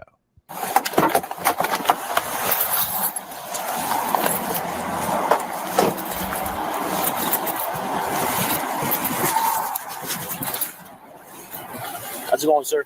What's up, officer? Officer Silla, Hudson County Sheriff's Office. Let you know you're being recorded, okay? I'm headed to the DMV. That's where I'm going to get all my registration and everything straight on this car. You know your registration expired since 2021. That's where I'm going. I'm headed right there. When did you decide to go and change? Yesterday. I went yesterday. But what I'm saying is your registration been expired since 2021. The car's been parked. Are you sure? Yeah, of course I'm sure. That's why I'm trying to get this car set up to roll. Yesterday I went to the DMV and they said that their system was down, so that's where I'm headed. I got 7 cars. I'm trying to get them all straight.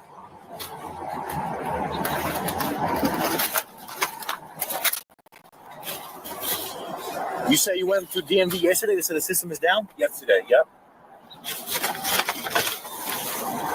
What time was your appointment yesterday? I didn't have an appointment. They just take me. You need to have an appointment to go to DMV. I don't need one. Why is that? Because they know me. Because they know you. What's your passport? Do you have a driver's license with you? Yeah. I'm getting that. That has... Where's the victim? This is the whole where it's harass and collect. Where's the victim? Like, so his tag's not like, so what, dude? Fucking Just really? let him go, dude. It's ridiculous already. Yeah, Ice-T or no one you ever heard of. It doesn't make a difference. It's like, there's no victim. Like, he has a warehouse full of cars. He hasn't driven that one in a while. He's going to get it legit right now because he wants to drive it. Right.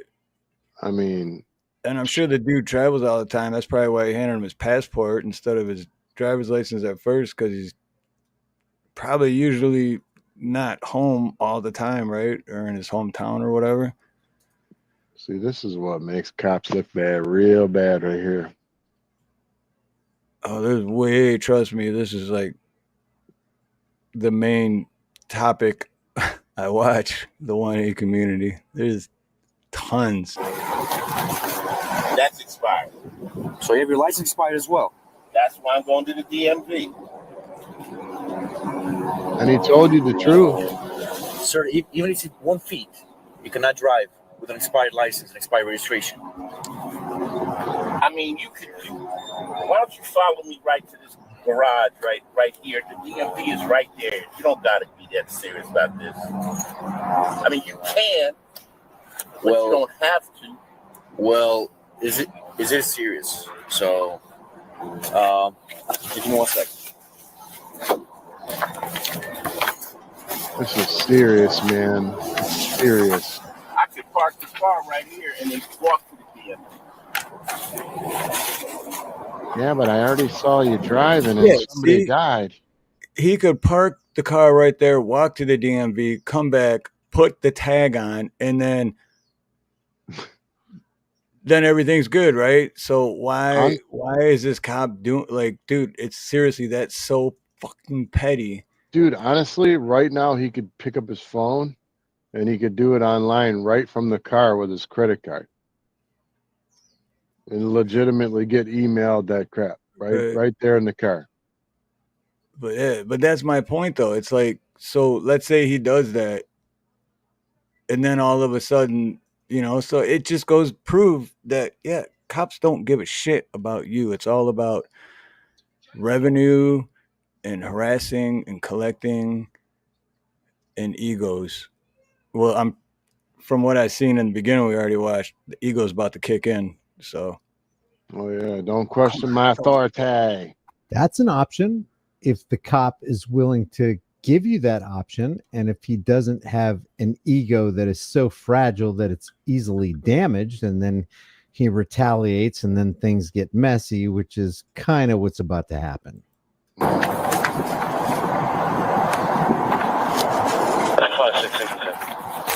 I just sent you a link to your text.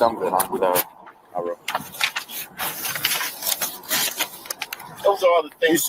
You said you have all the vehicles registered? I have 7 vehicles. Okay. Appreciate you.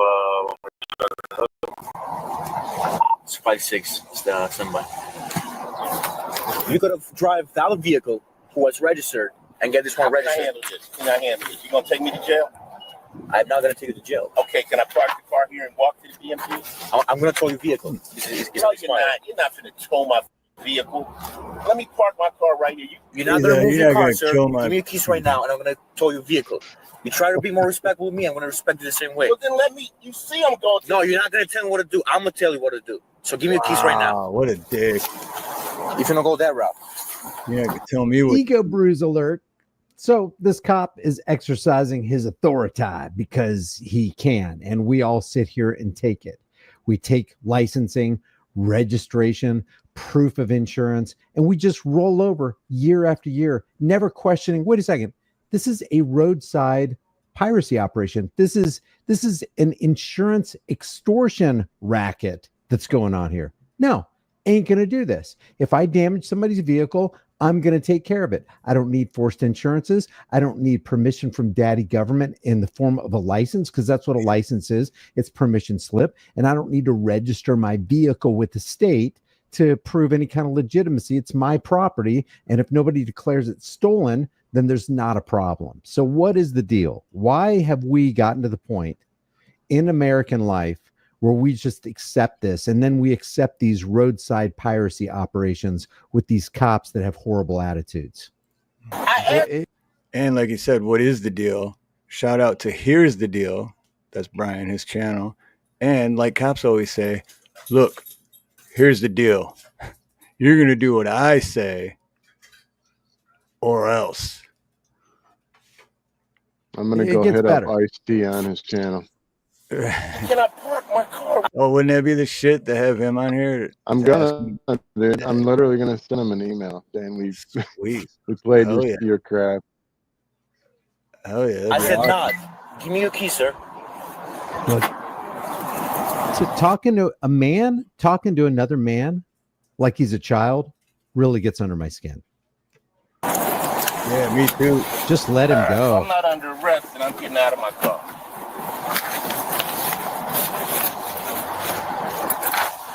Got any weapons on you? Not only ego, it's jealousy too, right? Like this cop's probably like, man, I'm only making whatever, 90 grand, 100 grand a year, if that, whatever. This dude's loaded. He's got 7 cars. Look how nice they are. I'll show him. That's all it is. He's legit trying to get it all straightened out. At least he's trying. There's a lot of people running around. But either way, like Brian said too, like why do we need the government's permission? That's all it is. It's just like why do we need anyone's permission? Paperwork. No, don't touch me. Don't give me like that. Give me my paperwork. Get this on camera. This motherfucker. I'm a foot away from DMV. Keep your distance. You are a fucking asshole. I'm not an asshole. You've been an asshole to me. I'm an asshole. I'm trying to I got a fucking. That was sweet. Victim goes, I'm a foot away you're from an asshole. distance. You are a fucking asshole. I'm not an asshole. You've been an asshole to me. I'm a foot away from DMV. Keep your distance. You are a fucking asshole. I'm not an asshole. You've been an asshole to me. I'm an asshole. I'm trying to get to the DMV. I showed you. The victimizer tells the victim, you've been an a-hole to me. It's you who walked up to my car. You interfered with my day. You're the one who's harassing me. And now you're blaming me for something you started? Give me a freaking break. Do all the paperwork. Let me start recording your dumb ass. So 5-6 started. Should have done that right when you got pulled over, Ice-T. Anytime you have an interaction with any cop, I don't care if he appears to be a friendly cop, always start recording. Never be in a situation where you're not recording the police. Always record. If you have multiple cameras, roll them. And I did this over a year ago too, but get a dash cam. Have a dash cam front and rear. always recording whenever you're driving, because trust me, you're sooner or later it will come in handy. And start another unit. Send another unit. I need backup. I need help. It's an emergency. My safety is in jeopardy.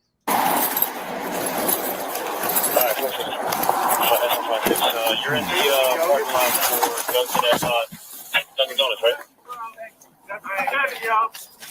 5 seconds. Irish communications to SO83. All right, so this is where the sergeant walks up. So what happened, Sarge? What's up, Sarge? Hey, what's going on, brother? How are you? I'm trying to get the DMV to register my cars. Okay. I got all the paperwork and everything there. I asked the officer, could I just go over here or even park my car so that I could walk over there and get all my paperwork together? He says he wants to tow my car. All right, give me a second. Let me find out what's going on here, and then we'll figure something out, okay? Okay. Right. It's doing a little too much, Sarge. Okay, so what I was going to do is just issue him a ticket, let him park here. Okay. He jumped out of the vehicle. He didn't even ask me. He came so close to me. And he said, he called me an asshole. And he said, give me all the paperwork right now. All right. And everything's been recorded. And your vehicle has been towed. And you're receiving tickets. I'm recording. Your vehicle's being towed. What's that, Dave? I said, this is what a bunch of crap this is. It's like, what a waste of time that this whole thing is. Like, that's what I mean. He's legitimately going to pay his stuff. Like, right. He's right there. And so that's what blows my mind, how like so many people like back the blue or they support local police, because no matter how small or big of a town or city it is, all cops are like that. They have that ego, and that's what it comes down to. I agree on that, James. I agree on challenging a cop is dumb. But yeah, and real quick, Craig, I don't know what that is. I can't turn it off because we're already live, but at least I'll know for next time, because I don't know what that is, why the recording thing. But I see that. I don't know what it is, but I can't turn it off. And but yeah, I'll figure it out for next time, Craig. Sorry about that, bro. Because Craig was trying to come up, but oh yeah, it's giving me a weird message too. What's up, Sabella? Yeah, I don't. Whatever that is, I have to make sure it's off next time I go live, because you can't turn it off once you're live. It's the government, dude. They're recording. Yeah, Jabel, aloha. Spoke too much truth today. All right, this is almost done. So, Steve, did you get that link I sent you, buddy? Because I'm the boss here. Oh, what's that? Yep, I was gonna say I'm gonna play that one next if you want. Yeah, go ahead, dude. That was in my hometown. Okay. You don't tell me what to do. I'm the big red cop. You for right now for tactical purposes. That's a sweet ride too. It is really nice. I'd be willing to bet that cop is probably like, "Yeah, I showed him who's boss." He's even typing angry, dude. Yeah, no shit, right? He's mad. All right, you can issue him the ticket, and that's going to be it, right? He's going to leave the car here. Up to you, whatever you want to do. Yeah, we'll go with that. Okay. You're going to leave the car here? Okay. Yeah, he's going to park the car here. No problem. Go across the street and get the paperwork for the car. Okay, but he's getting 4 tickets though. He's getting 4 tickets though. 4. Because I'm the boss. Here goes the negotiation. Driving the registered motor vehicle, driving with an expired license, improper display, he got no front plates and no inspection sticker. Okay. He's on his way to go do that. Wow. How many did you make out already? What's that? 4. You made 4? You already sent them in? Not yet. Yes? Can you bring it down to 2? Nah. Sorry. Okay. All right. No, it's up to you, bro. I can't. Okay. All right. Serving and protecting the shit out of you. I can't tell him as a sergeant what to do. Okay? I can guide him and I can make a recommendation. He's going to give you 4 tickets. Okay? I asked him not to give you the 4 tickets, but he could bring it down to 2. He said, no, he's giving you the 4 tickets. What are the 4 tickets? He says you have no front plate, no inspection sticker, no registration, and your driver's license is expired. Okay. All right. All right.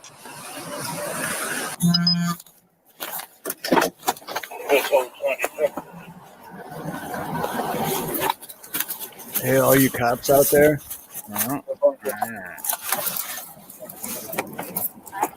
What's up, old money? I did, yeah. I did. Okay. So I know you want to come with me or? Yeah. Okay. So they know that that you're not going to get the tow and that you're going to. Yeah, I'm a little right now. Okay. Yeah, I'm sorry. I don't know if he told you, but everything's being recorded on the body cameras. So, okay. So, as for my sergeant, we're not going to tow your vehicle, but you're receiving summonses. Here's your keys. Here's your paperwork, driver's license, everything you gave me. You're receiving a ticket for no front plates. Look at all the other paperwork. It's in there. Even though I was on my way to get front plates, which is a block away. You have no inspection, driving expired registration, and driving with expired license. Who does this? What kind of Are you done yet? Like I said, you're gonna. What kind of a shitty life do you have to be living to do this? I would have to say, are you done yet? Right, yeah. I would get. I know I would get myself in more trouble. I'd be like, "Are you done yet?" I'd be like the movie, the Breakfast Club. I'd be like, "Yeah, that all you got?" I'd be like, "Do I have to listen to you anymore? Because you gave me the tickets. I get it. I'll pay them, whatever. But do I have to listen to you talk anymore?" I think I made myself right, very dude. That made him clear feel when like a big I said man. you're a fucking asshole. That stop made him feel like a big man, though. He'll go home and tell all his buddies, "I pulled over Ice-T and gave him 4 tickets." Yep, I showed him. I was thinking he was going to go home. I thought he was going to go home and tell his wife to use the big strap on. It's going to be that kind of a night, babe. First he would go home and beat his dog. Then he would, do that with his wife. But, oh, what a big man you are. There is ego. At least he's not ATF. He would shoot it. Sides. There's definitely, I agree, Van. There is ego on both sides. But that's true. I won't deny that.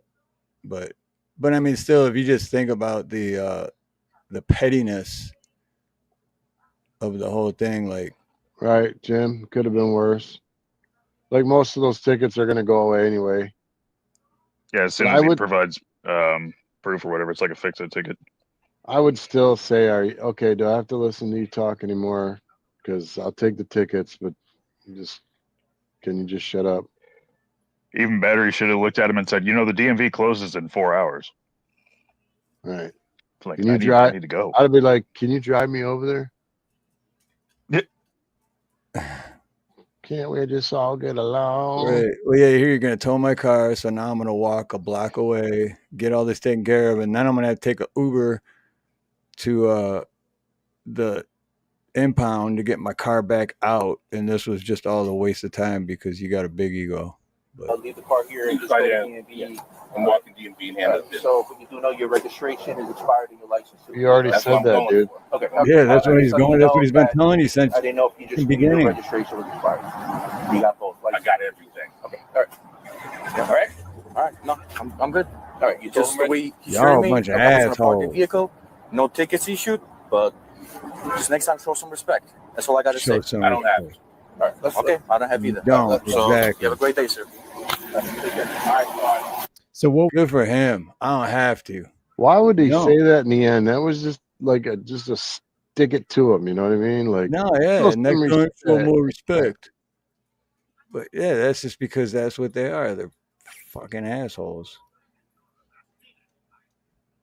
But that's the thing, right? Like that's the mentality I used to have with cops. Here, I'm gonna post down just for a sec. Is that it's like, well, just be nice to them and comply, and it has gotten me out of a few things.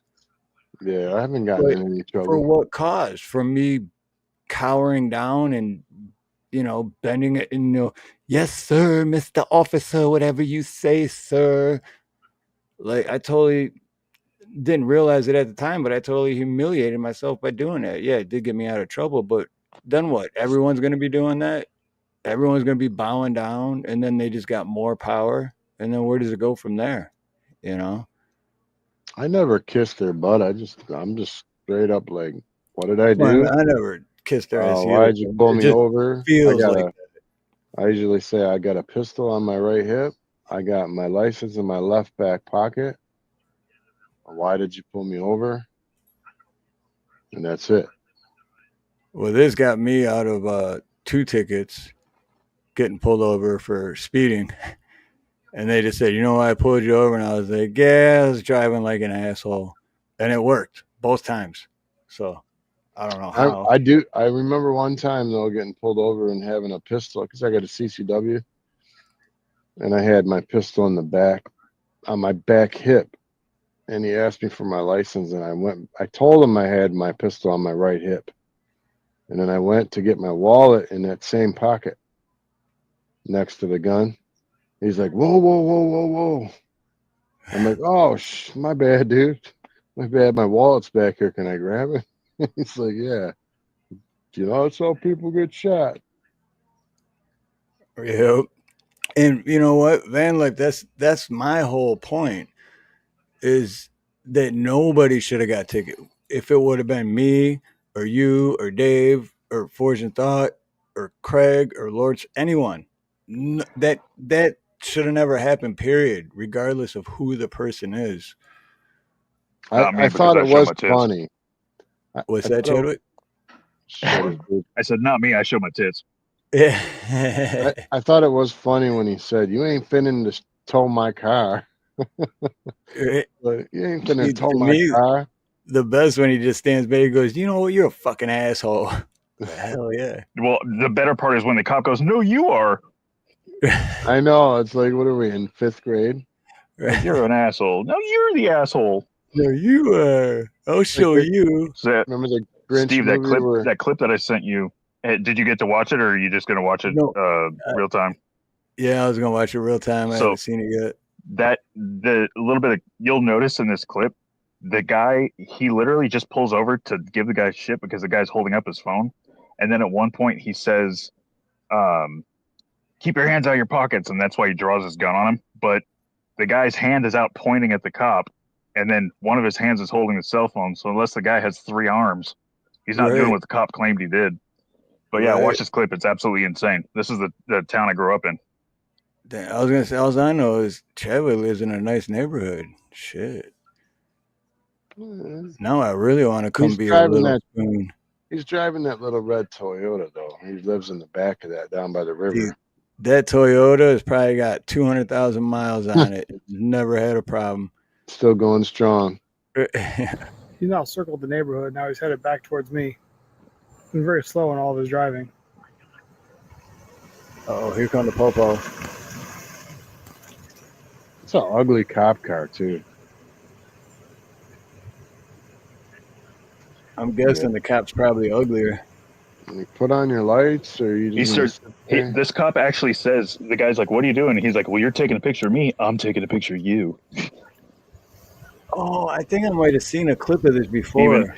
He even throws in a little gay head waggle with it, too. Yeah, except he's the cop is on duty, so He clearly didn't like that I was pointing my camera to videotape him. But he came around how the you area gonna do very that? slow. Park in the middle of the street like that with no light, no emergency lights or anything. He's on and off his microphone right now. See, there's a perfect example. If you or I or any of us just parked like that in the middle of a road, even if we're in the car and the cops came by,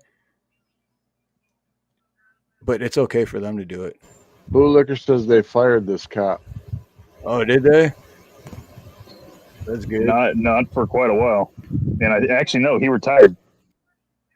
So Oh, because he I looked pulled into the it, old. this guy was able to work for another year and then he retired. Yeah. So he's got full pension and everything. See, and that's the thing; they still get their full pension, and that's the other thing is like this is just this one incident before he retired. How long was he a cop, and how many other times has something like this happened in his entire career? You know? Yeah. Yeah, this dude should have been suspended immediately, and he wasn't. He's now calling in my Oh license yeah, plate number. they probably my excursion. investigated themselves and found no wrongdoing. I would have just got out of my car and walked away. Roanoke Park PD is a really weird police department. Anyway, they have a lot of weird procedures and stuff. Like the police department in Roanoke Park, they're also firefighters. It's odd. Anyway, right. Could have just got out of his car and walked away right here, right? Because he's parked. He thinks he's being funny now. And all this dude was doing was hooking up his trailer. Wow. Roanoke Park has a history of some really, like, I went to high school with a guy who got busted for legal marijuana grows would leave one town that was like a whole county over, and he would bust them to get the weed and the money. Wait, say that again. Say that again.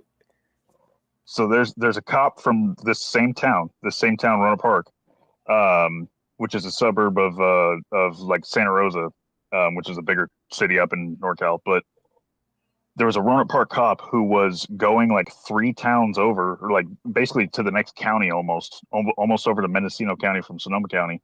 And every time like a vehicle would leave with legal, like lawfully cultivated marijuana, him and 2 of his partners were pulling the vehicles over and shaking down the people who were driving them, even though it was a legal grow. And he got found out, and he got fired from the police force and investigated and stuff. And it was like a whole big deal. But I went to high school with that guy, so that's how I know about it. But it was big news. But this town's had a lot of interesting stuff happen. So, quick question then, because you went to high school with that guy, so you knew him before he was a cop. Yeah, he graduated the same year as my brother. Played baseball with him too. What kind of person was he then? Was he like one of those people that got picked on, or was he like kind of a bully? He was a jock. He was a jock cocksucker that used to chew his gum with his mouth open and be like, "Ha, yeah." Oh, okay. Yeah. Like the bad guy from a 1990s movie. See, that's how most cops. It's either they were bullied or picked on in high school, and then they wanted to like get their payback, so they get gun and badge, or they were like that, a jock or a bully themselves already, and they just wanted to keep doing it. But prove me wrong. He couldn't fight his way out of the paper bag. I remember that though. Right. Well, that's why he needed the badge and gun. Maybe. And then that's when officer safety. That's why they're all so cowardly. Officer safety. Officer safety. Real quick, Steve, on another subject, how close are you to 5K subs, bro? Oh, officer safety. I can find out real quick. I am. Oh, what the hell happened, man? I lost 1 sub. I know. I just unsubbed you. No, I'm kidding. I just know it. Yeah, I was 35 away, but now I'm 36 subs away. There we go. 36 subs to 5K, guys. Look him up. All right, let's watch this cowardly. He's so short. Hero. Dude, this clip is absolutely ridiculous. It's officer safety. Your hand out of your pocket. Okay? No, sir, I haven't done nothing. I've done absolutely nothing. No. Hey, seriously. Put your gun down, really? Really pull your gun out because of a camera. Start me another. This one's really got a gun on me. No. You don't touch me. Whoa. You don't touch me. Dude. I would be scared. You don't touch me. Man. No, you don't touch me. Obviously, both. He's holding one. I've done nothing. Fucking. One of his hands is holding the phone. You go away. Right, yeah, his fingers pointing, the other one. Right. You can go in your house if you want, or you can stay out here. But you don't keep your hand in your pocket, okay? My hand can be in my pocket. There's nothing in there. I've done nothing. What have I done? Answer me. What have I done? Why'd you get out of your vehicle? You're taking a picture of me. I'm taking a picture of you. You take a picture and leave. Yeah, there's the difference. We're Neither do allowed I. to take Little head pictures. waggle. I told you to take your hand out of your pocket. I just That wanna little make sure head you don't have a waggle. weapon. You know I don't have a weapon on me. I don't know that. You do that. I'm completely clear. Wrong. You have your gun out because you're a police officer. You're trying to intimidate me, and this is going all over YouTube. Put it on. This is horrible. Oh. Trust me, I will. What's up, bro? You guys have done enough to my family. Okay. I don't even know who you are. That's why you just happened to slowly approach my house, stop in front of my house, I don't even know. and then who keep you are, going. dude. So that was just random. That was just random. Put the gun away, dude. So you stop. You didn't stop at What's anyone's wrong house. with you, man? You didn't stop at anybody's house but mine. What's wrong with you? Your station is corrupt. What's up, bro? Are you some kind of a constitutionalist, No, sir. crazy guy, or something like that? Is that your? Is that what you're going after? Is that where you're going? Are you throwing claims around? I'm asking you. Are you throwing these around? What's that? Are you throwing labels around? Why are you doing this? Why are you sitting here with your gun out on me? This is why. Hold on, this is almost over, but hold on. Like, no one leave yet because I have a few things I want to say with the James and as if it's your business conversation. So I'm doing this to protect myself from you. Okay. All right. Well, you just stay right in front of me, and then we'll be all fine. Okay. Am I being detained? Have I been accused? Are you accusing me of a crime?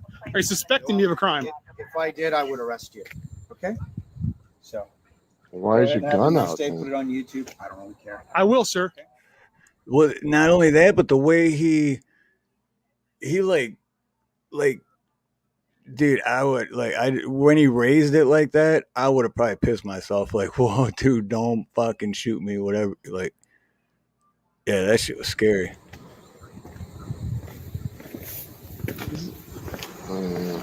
Getting my stuff from my car. Okay.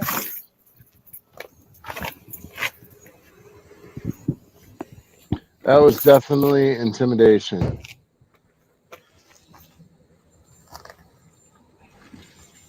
Oh, Big 100%. smile. Nice. Thank you, sir.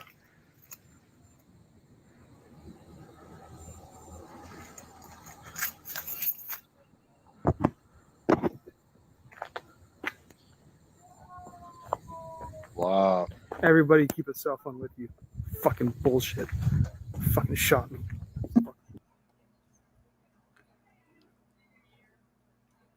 Yeah, that is 100% intimidation or retaliation or both. But yeah, That's crazy, wasn't it?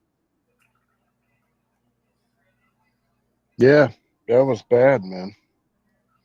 You don't whip your gun out like that in the middle of a freaking neighborhood. Guy's literally got his boat hooked up. Like, what did he do wrong? Yeah. What did holding he the do phone wrong? with one hand. Holding the phone with one hand and then pointing at him with the other one where you can see it. And it's like, how the fuck is his hand in his pocket? because that's how most cops are too. Officer safety, they're always like, because it's a guilty conscience thing, right? They're so used to like bossing people around and violating rights that they're constantly scared for themselves because they're the ones in the wrong to begin with. I followed this case because this actually happened when I was still living in Oregon. And I followed the case because it was in my hometown, but I just looked it up again because I couldn't remember. So this guy, that cop was investigated, but he got paid leave. And then he worked for another 2.5 years and then he retired. So he's collecting the pension. Still getting the pension. And how many other people has he done that to? Because he did it just so nonchalantly, like just over, like how many times has he done that before it was caught on camera? I just want to know why he showed up in the first place. His track record is a history of a lot of people and citizens saying that he was a egomaniacal piece of shit, and then his department saying, "Oh, he's a stellar officer and blibberty." Yep. Well, why was the cop there? That's what I don't get. Like someone called the police on this dude, or what? I guess he was just driving by or creeping. In Roanoke Park, the cops do go around the cul-de-sacs and the neighborhoods and stuff every once in a while. Okay.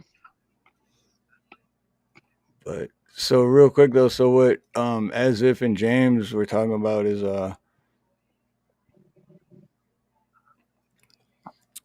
James said as if it's your business, so some innocent person should suffer because Ice-T doesn't want to register / insure his car. What about responsibility? And as I said, James, who was the victim for expired tags? Which I agree with as if, because I even said that earlier.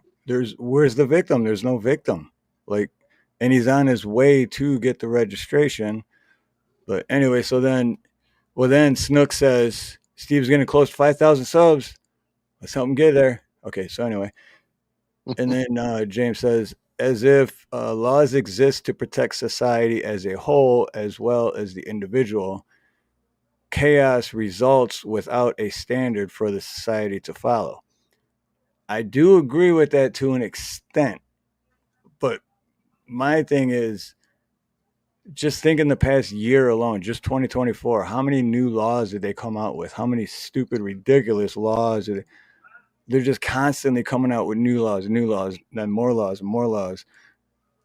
And it's like I was saying earlier, the more you bend a knee and bow down to this, the bigger their ego is going to get and the worse it's going to get altogether. So I do agree with that to an extent with, there does need to be laws. People have a standard to follow, but still, who's the victim? There's no victim. And then, as if said, we will never agree about that. It's all good. I have no problem with different opinions, which is why I love both you guys, as if and James. So there. Now that I said that out loud, I feel better. You feel better? Okay. I feel better now. Thank you for listening to me. Everybody can get along. Exactly. Except vegans. Except vegans. Fuck vegans. Yeah. Whoa. But anyway. Gay? Doesn't that make you gay? I'm pretty sure there's none here because we haven't been told it yet. Right? Yeah, that's a good point. Yeah. Why is that? That's a good question. All right, we're going to switch up the topic. That's a good question. Why is that? I've always wanted to know that because, like, I have nothing against gay people. I have nothing against anybody. Like, whatever. That's what I believe in. Everyone has the right to do whatever the hell they want, as long as you're not harming or hurting anyone else. But why do gay people always have to make a point to make sure that everyone like, I don't make it a point to let everyone know that I'm not, that I'm straight. So I never understood that. I want to understand. I love it that I said vegans. I love it that I said vegans and Steve immediately went gay. Well, because he played the 2 gay clips in a row. Gay doesn't that make you gay? Plus, I just tried to play the probe my butt one, but I forgot it was like a loud song. But with that being said, good point too. The vegans, same thing. It's like they have to. They want everyone to know. What just happened? There's a joke that I used to tell about Portland, Oregon, and it's a plane is leaving Portland. Someone on the plane starts choking before the plane takes off. Somebody goes, "Is there a doctor on board?" And somebody stands up and goes, "I do CrossFit." Another person goes, "I'm vegan." That's the whole joke. Emotional damage. That's the way it would go. That's literally the way it would go. Yeah. That explains everything right there. Emotional damage. No, and then someone would stand up and go, "I'm gay." And everyone would go, "We don't care." Yeah. Would sucking his dick help? Right. They go, it's a woman. How dare you assume her gender? Yeah. Excuse me, it's ma'am. The world is messed up, man. No, I just seriously want to, because like I really don't have nothing against anyone. I just want to understand that. It's the need to be heard and accepted, and they think the more they say it, that sooner or later you'll have to accept it. The more they ram it down your throat and normalize it, that you will accept it eventually. So kind of like a lie. If you repeat a lie enough, everyone's gonna believe it. So does that? Yeah. It's like trying to convince me or you we're not straight. And then like lying to us, we're never going to believe it. I think it has to do with an inferiority complex, and they use whatever that part of them is to fill some kind of a gap that they don't feel. That's why they have to That's why people always put in sentences like as a disclaimer before anything, like, well, as a gay man, or as a black man, we fucking get it. Like, we understood that, And nobody cares about that being part. gay How about is you just not say your as a person? How about as a person? being gay is This not is your my opinion. identity, anyways, right? It's just your sexuality. It has nothing to do with your It shouldn't identity. be. That's what I'm saying. They're filling some kind of Exactly. hole, because if they're making that their identity, they're going about it the wrong way. Yep. Exactly.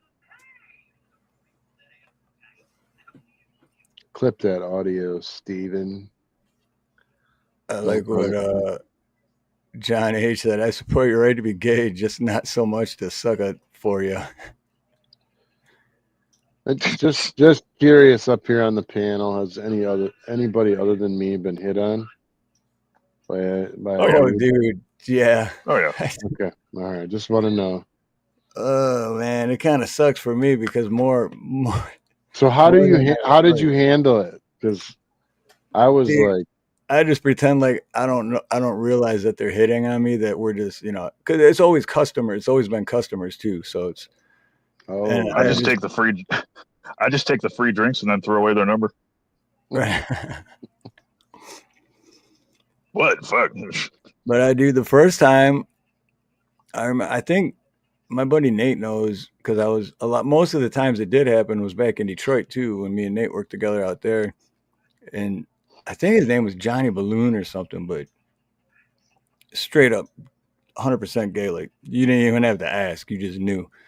But we're working at his place, me and Nate, and he's just oh, and look at this tall drink of water, just like hitting on me. Oh my God, Rome.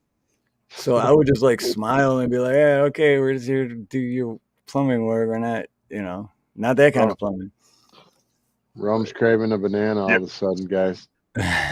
Speaking of bananas, if you ever want to really like freak people out but make people laugh at the same time, I do this all the time, and it like, people who don't know me, it scares them.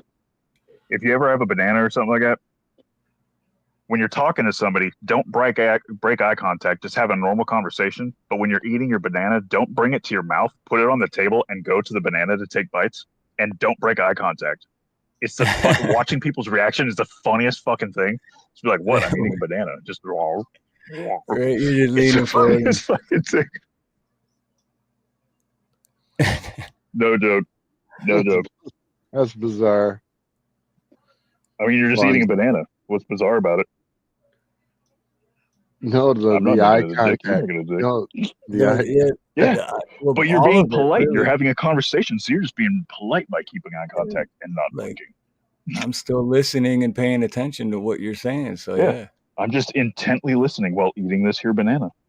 Nom nom nom. I'm intently listening, but I still gotta have this banana in my mouth. I still have to enjoy this banana.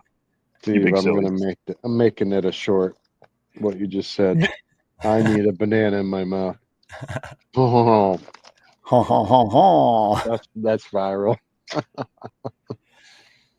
Damn it! I'm gonna have to teach you how to do the editing now. No, I'm just kidding. I know a little bit, but I'm really lazy. But no, there's a bunch of times too that like customers would ask, like, and at first I really was naive to what was happening, but they'd ask me like to the movies or something, and then it'd click and I'd be like, oh. So I just play it off like, oh yeah, man. I mean, man, I'm real busy, and I got my fiance. I'd say stuff like that. John, bro, wow. But when a dude asks you like nonchalantly, like, so what do you do when you're not working and stuff? And you have no idea that they're gay, right? And then you're like, what? I'm usually working all the time, but well, man, if you're not doing it, maybe we can catch a movie or something. And then you're like, what? Like, maybe hang out? Why would you say catch a movie? I don't know. It always happens. Yeah, if you're not doing nothing later, I was thinking maybe we could go, maybe get dinner, a little aggressive ass play, happy Tuesday. It happens to me at the grocery store every time. I'll have some good food, and they'll be like, "Oh, I'd like to come to your house for dinner tonight." But like they see your selections. I'm like, "Oh, yeah, I don't know if my wife would want company tonight."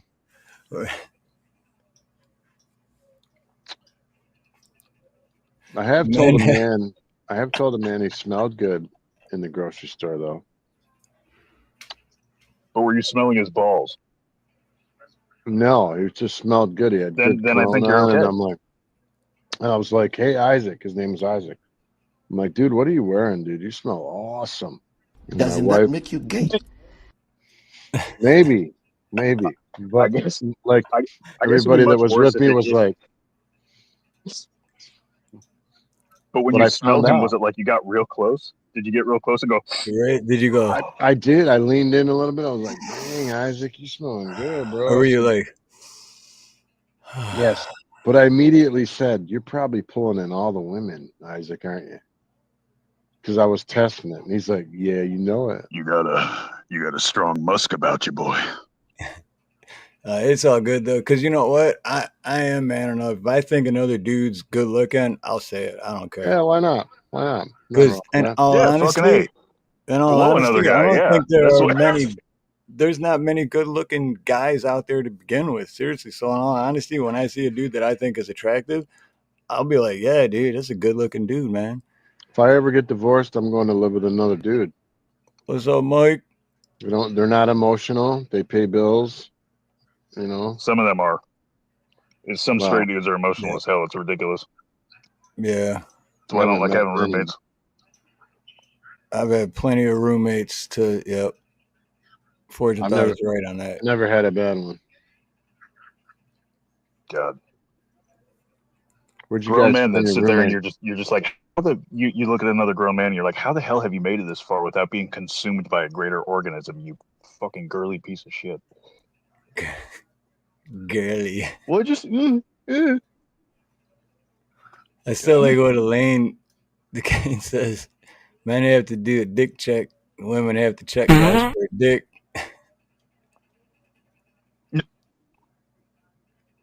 Anyway, we went off the deep end. How deep? Deeper than the last.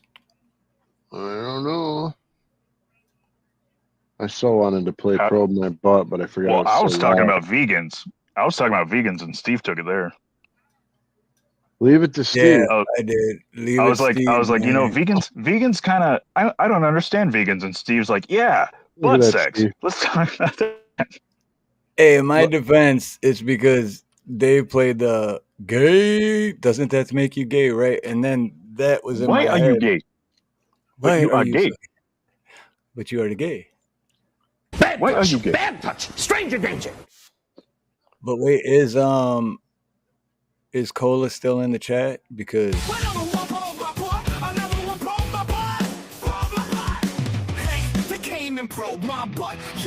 I gotta redo that still though. I just haven't had time. I gotta get a better version. I agree.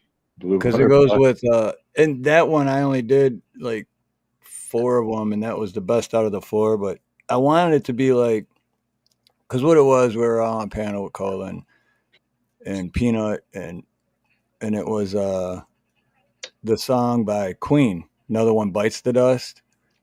And then it just popped in my head, and they were talking about aliens and probing and everything. So I was like, another one probes my butt, another one probed my butt, and another one probed, and another one probed, and another one probed my butt. So that's what I was going for, but I didn't get anywhere close. But James, vegan, gay, same thing. Yeah, that's kind of the point we were making. Right.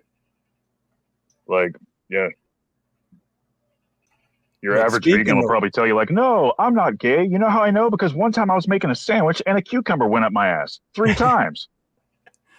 And it didn't You'd be hurt. like, what are you talking about? They'll be like, but by the way, I'm vegan.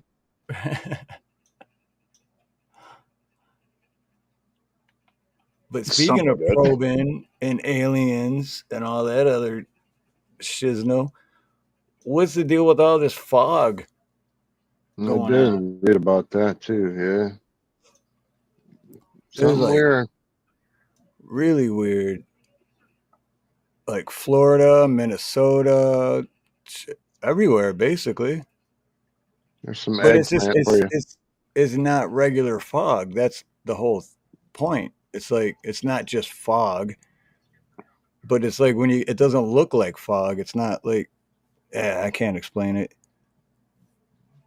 because like a month or so ago, it happened to me here, and I can't even explain that because it was middle of the day. There was no fog. It was nothing. I was just waiting in the drive-through line, and I'm looking out, and I don't see anything. And then once I go to start recording, and I'm looking in the phone to record, then I see these like tiny little white, like almost look like tiny snowflakes, but they weren't. But I could only see them in the phone when I was recording, not so. With all this other fog where people are saying it doesn't look like fog when you're up close and da da da, is it like maybe the same thing, except just? And when I seen it, it was middle of the day and the sun was shining. But yeah, what is it? Is it fog or is it?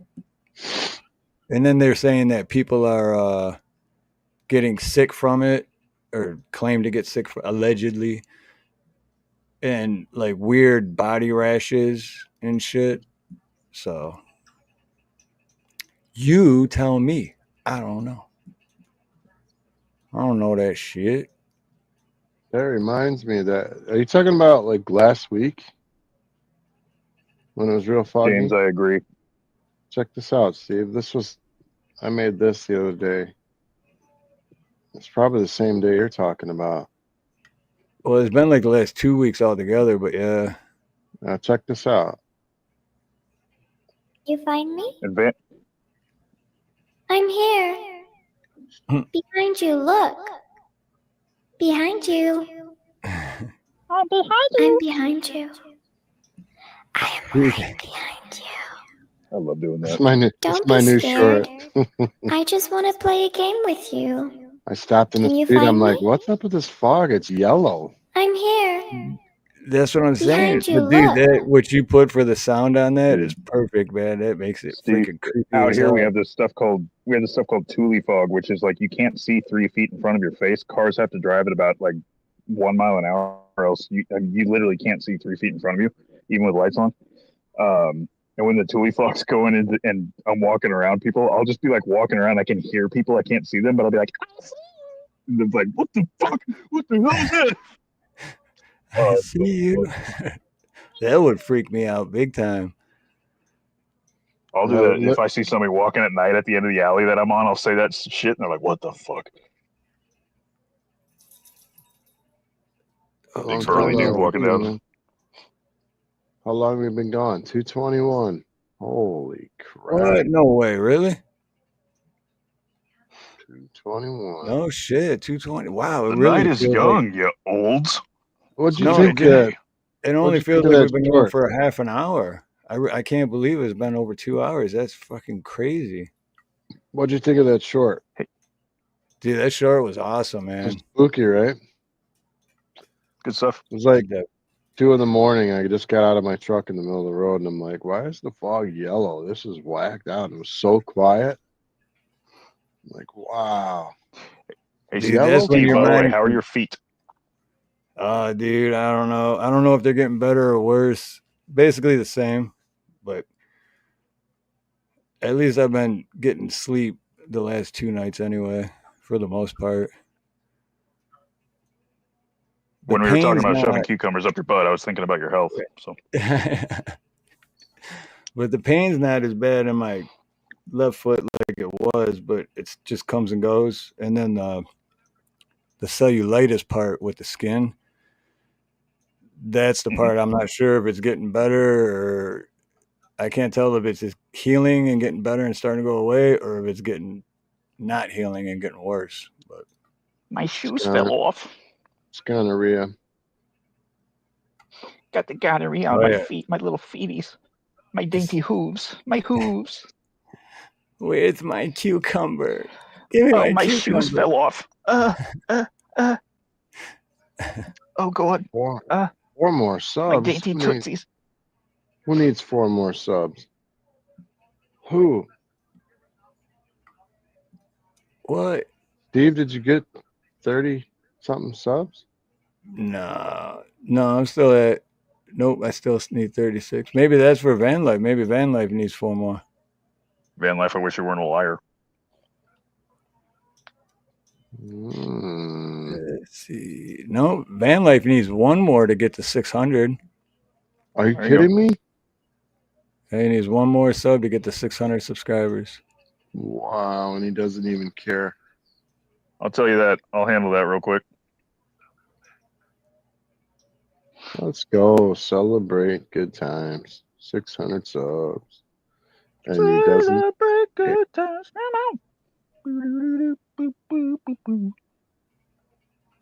Oh, as if, no, you know what? Because I was gonna stop on the super chat videos because I don't know. I get the feeling that a lot of people are like, oh, this fucking video game, even though they're only like 10 seconds, 15 seconds, and I definitely don't have time to make a new one for every live stream, and half the time I get copyright for them. So I was going to try to stop on the there you go, Van Life. Are you number 600? I think I was 601 actually. Oh, okay. Sweet. Van Life's over 600. Hell yeah. Oh, I lost train of thought. What was I? Oh, wait, not that one. Oh, yeah. Nope, not that one. I'll be back in a minute. That's okay. He'll be back. Everybody poops, man. It's all right. What's that? It's the mom, bro. Oh, I said everybody poops, man. It's all right.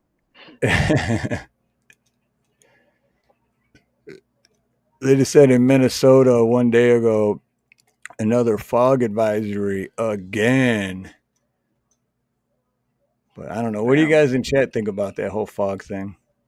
It's almost like it's winter. And should I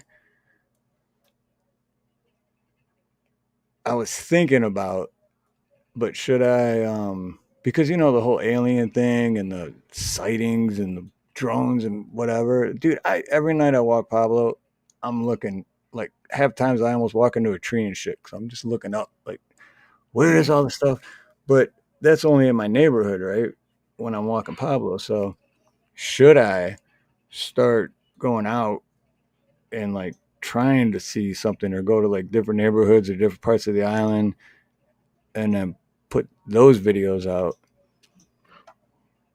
Because you can't just sit back and then hope that it's just going to happen when you just happen to be on your front porch, right? Which is why I don't believe a lot of the videos I see. It's like, oh, how convenient. You just happen to start recording nothing and then something happens. Right. It's weird, the fog. You know, it is, but what does everyone in chat think about like the fog and is it actually fog? Or like what's the deal with when they're like up close and you can actually see and it's not fog? And if they're like that one video was the car and the fog was there for a little while and then you could like, you can't do that with fog. Write your name. What was this person doing with the fog? I didn't see that one. Well, because the fog was around for like a half hour or something, and then you know, like when your car gets dirty and you can write something on it and it stays. Yeah. Well, it did that, but because of the fog. So maybe it could be like a smog situation where there's something in the fog that's like leaving a film on everything. Right. Like kind of like how that happened in London, where back in the day when they had all the coal fires caused it to leave soot on everything and poison a bunch of people. Maybe there's some pollution shit going on. It's like smog. Right. Yeah. See, that's what I'm trying. Yeah, exactly. Oh, shoot. LSP. Damn. If you want, my email is steveharloha@gmail.com.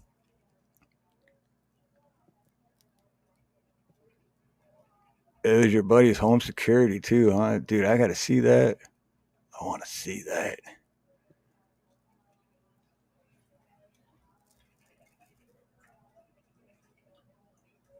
Oh, shit, it closed out. I had something else and then I lost it. No, Rome, exactly. And good to see you, Rome. Condensation, that's what I was thinking. Like, is it just condensation or I don't know. believe Well, you said it nothing. left like a visible film though, right? That you could ride in that wasn't the same color as the car or something. Right. Yeah. Yeah. So it really wasn't condensation. It was like, I don't know, like if you put like a light dust of fake What snow color was the on it. dust? It was White? like a whitish, off Yeah, white. that could be a number of things, really. That's why I like literally believe nothing, question everything, because especially with videos. I used to believe all of it when I was just like, oh wow, that's crazy. Look at it. And now it's like I'm just trying to debunk everything. I'm like, oh, that's easy. You could just do this. You're filming it. You could just do Right. that. You can make it look real by doing this.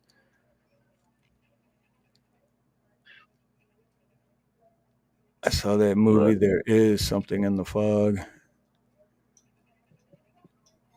Yeah, what was that movie when they were all in like a grocery store or something? And was it The Fog? You mean The Fog? Is that what it was called? Yeah. Yeah, Yeah, it's and called then The they're Fog. all in the grocery store and it just keeps creeping like, but real slow. It's Yeah, like, and then they get inside and the gal gets stung by the weird wasp thing. Yeah. yeah, I never Bundy. saw the end of it. That I was don't think the I, beginning. that was The Mist. That movie was called The Mist. Oh, The is Fog it? was the older one. That's right. Yeah. Yeah, the Mist was what was it, like aliens to another dimension or something like that? Yeah. You saw the end of The that, Fog didn't was you? like zombies. What's that? You saw the end of that, didn't you? No, the Mist is the one I didn't see the end of.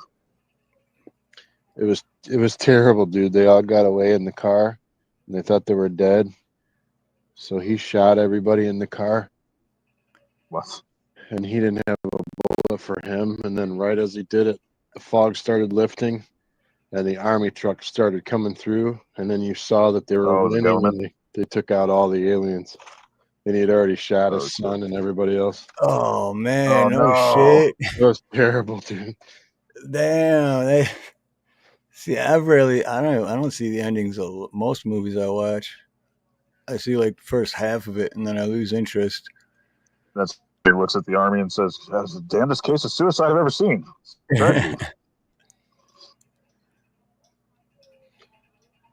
Only see the fog as snow, like properties in monochrome. Cameras with external lighting that made them color didn't show the figure that way. Or didn't show the fog that way. Yeah, Steve, we're used to the fog. We grew up in Detroit. Oh yeah, dude. That's definitely. What's It's up, scary. William Yeah, Gramer? where I grew up, Damn. and where I'm at now, we have like 4 different kinds of fog. In fact, 4 I think our different city is kinds. more fog than fucking anything else. Yeah, You got all like we have this all, stuff. We have this stuff called Thule fog that only happens in like one other spot in the entire world, and literally you cannot see 3 feet in front of you. It's just a sheet, like a complete. It's like walking through a giant cloud of white where you can't see 3 feet in front of you, even if you have a light. It's because you got all kinds of foggets running around. It's worse up north. Kind of reminds me of the fake snow, that turned black when you. Oh, you remember that when you lit it on fire? Yeah, I What? remember that, Elaine. When was it? That was like a little while back, or a while back. But yeah, it was like the snow. It was weird. Same thing with like the food. You ever see those videos with the food, and it'd be like fish fillets or something, and then when they put it in the water, and it's like rubbery taffy or something, and it's like, dude, that ain't fish, man. I don't care. Or the watermelon. You ever see the people cut open the watermelon, and it's like all rubbery? What the fuck is going on? That ain't real food. Condensation or water will actually set off the motion detector of a light or a camera LSP. The rain will set off, like especially cheaper, lower end ones. The security lights, the rain will set those off all day long.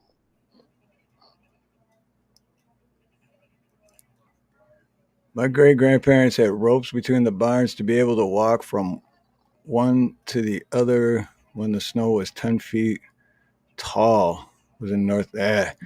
Dude, biggest snowstorm I remember was I was a little kid. We still lived in Canton, so I was under the age of 10. I think I was like 6 or 7. But anyway, dude, it was just so much snow. It was ridiculous. And I remember my dad made a snow fort out of the entire backyard. It was like tunnels. It was the coolest thing ever. Shout out to Dad. That was coolest thing ever. The whole backyard was just a huge snow fort because we had so much snow. It was like a blizzard, actually. Damn. Blizzard. Yes. Thank you, Snooks. Everyone, make sure you're subbed up to Nina Harloha because she's going to start putting more content out pretty soon. And Nina's always got great content. I never lived anywhere that had snow, and then I moved up to Portland, and everybody told me that the snow never stuck in the Portland metro area. And they're like, it might dust the ground, but it'll never stick. The first winter I was there, they called like Winter Apocalypse 06 or whatever the hell. And it's like I was getting a tattoo in Vancouver, Washington, which was like right across the bridge. And it's usually a 20-minute drive. It took me 3 hours to get home because everybody was abandoning their cars in the middle of the freeway and walking. Yep. Like that's the thing. You'd swear it was the first time it ever happened, and people were fist fighting in Walmart for canned food and stuff. It was the most ridiculous shit ever. And me being from California in a 4-wheel drive truck, I was just fine. Yeah. How many times have we said this, Dave, growing up? Every year, as soon as winter comes, it's like these fucking people act like they'd never driven in the snow before, and it'd just be like flurries. It wouldn't even be sticking yet, but people just every year, it's like we do this every year. And then all these drivers act like they've never driven in snow before, which really blows my mind living here because when it just starts raining a little bit, everyone starts driving like that. And it's like, what would they do if it snowed out here, man? People really wouldn't know how to react. Yeah. In Portland, people just slam on their brakes and start going like 30 miles an hour on the freeway when it starts raining the smallest little bit. And it rains like 300 days a year there. Yeah. Well, hey, they do that here and when it's sunny days. So like, oh, wait, I got to merge. I better just slow down to 5 miles an hour until someone lets me in. Right. Where did Dave go? Is he still? I'm here. I thought you were still going doo-doo. Oh, you guys were rattling on, so I was letting you rattle. Ramble assholes on. are just sitting here talking, God, about snow or something. Weirdos. I had nothing to interject. Bunch of lames. Dude, the best of lame asses nerds. The best was, and this was rain, not snow, but me and Dave were going to see this is how long ago it was, the movie Friday, the original, when it first came out at the theaters. We were on our way to see that.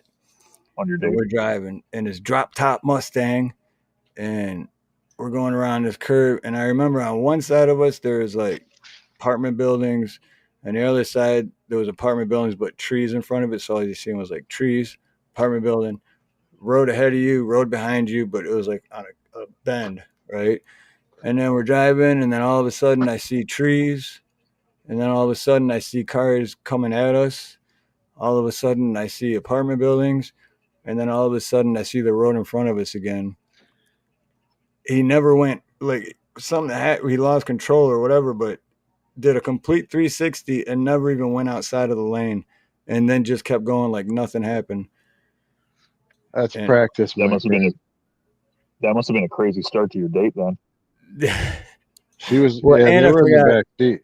I forgot to mention, I had smoked a little something because we were going to see Friday before that. So it took me like 5 minutes to like, did that happen? Or am I just super? No, you're about to go do white guy stuff, paint the town beige, Yeah.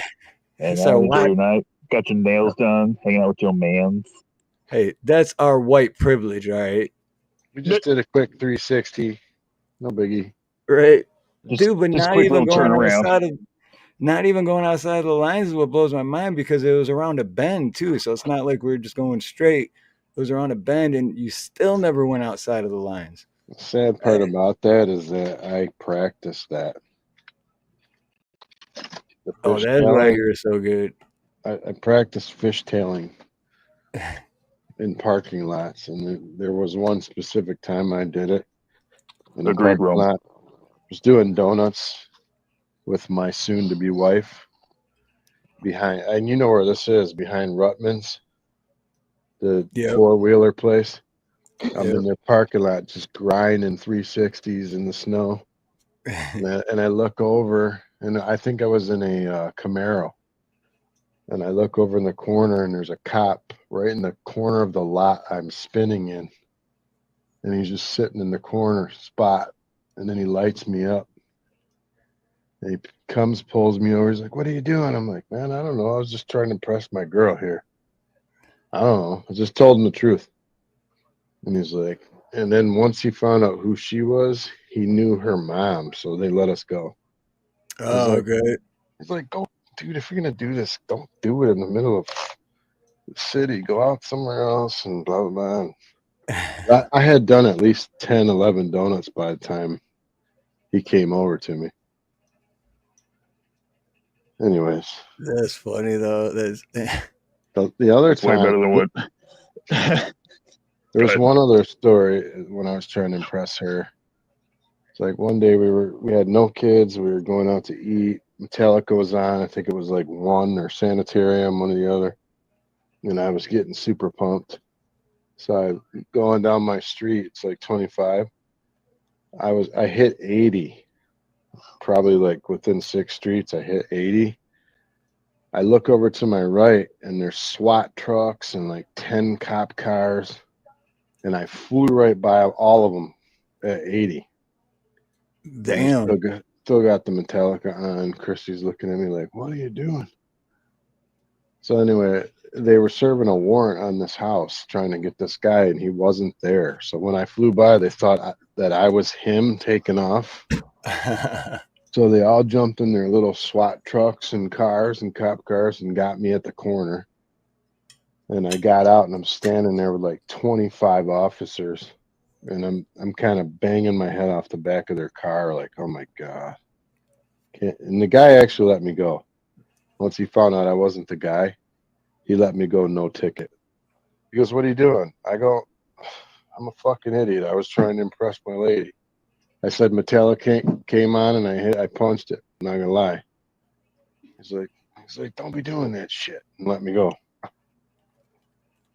Anyway, So that's way better than what happened when I got the truth actually got me out of getting in trouble. I don't know what trouble I would have gotten into, but me and my girlfriend got caught doing something a lot worse.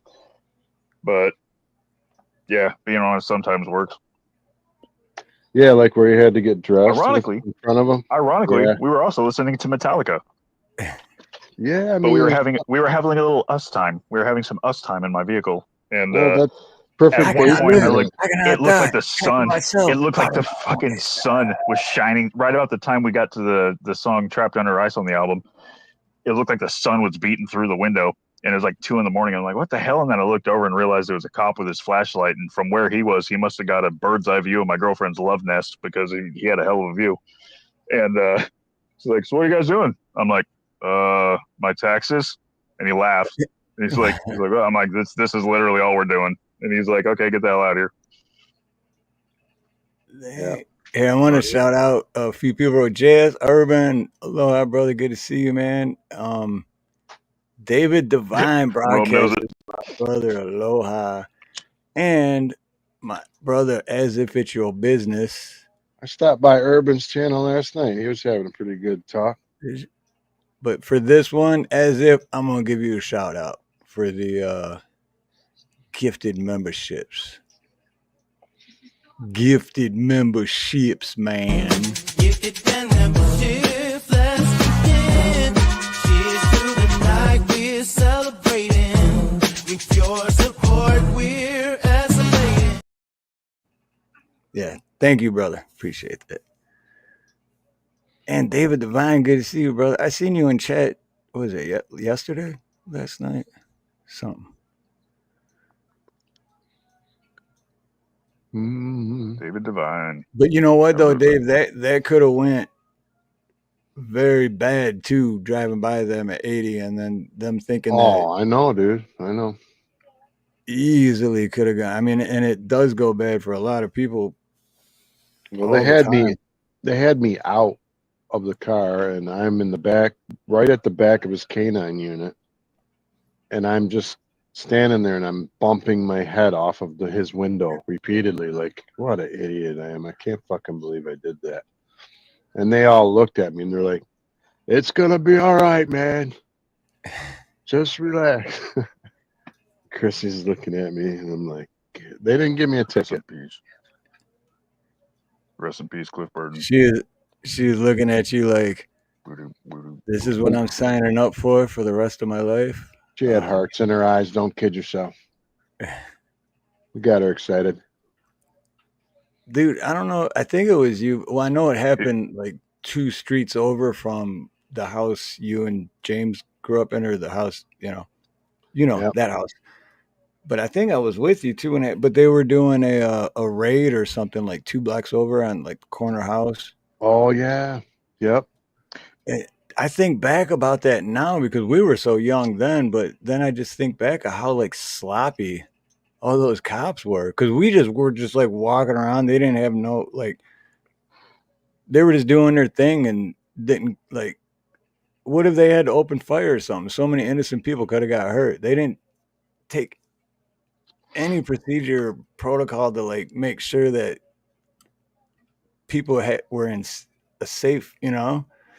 Was that you when the cops made me like get on my knees and lock my fingers on my head over there a couple blocks from my house?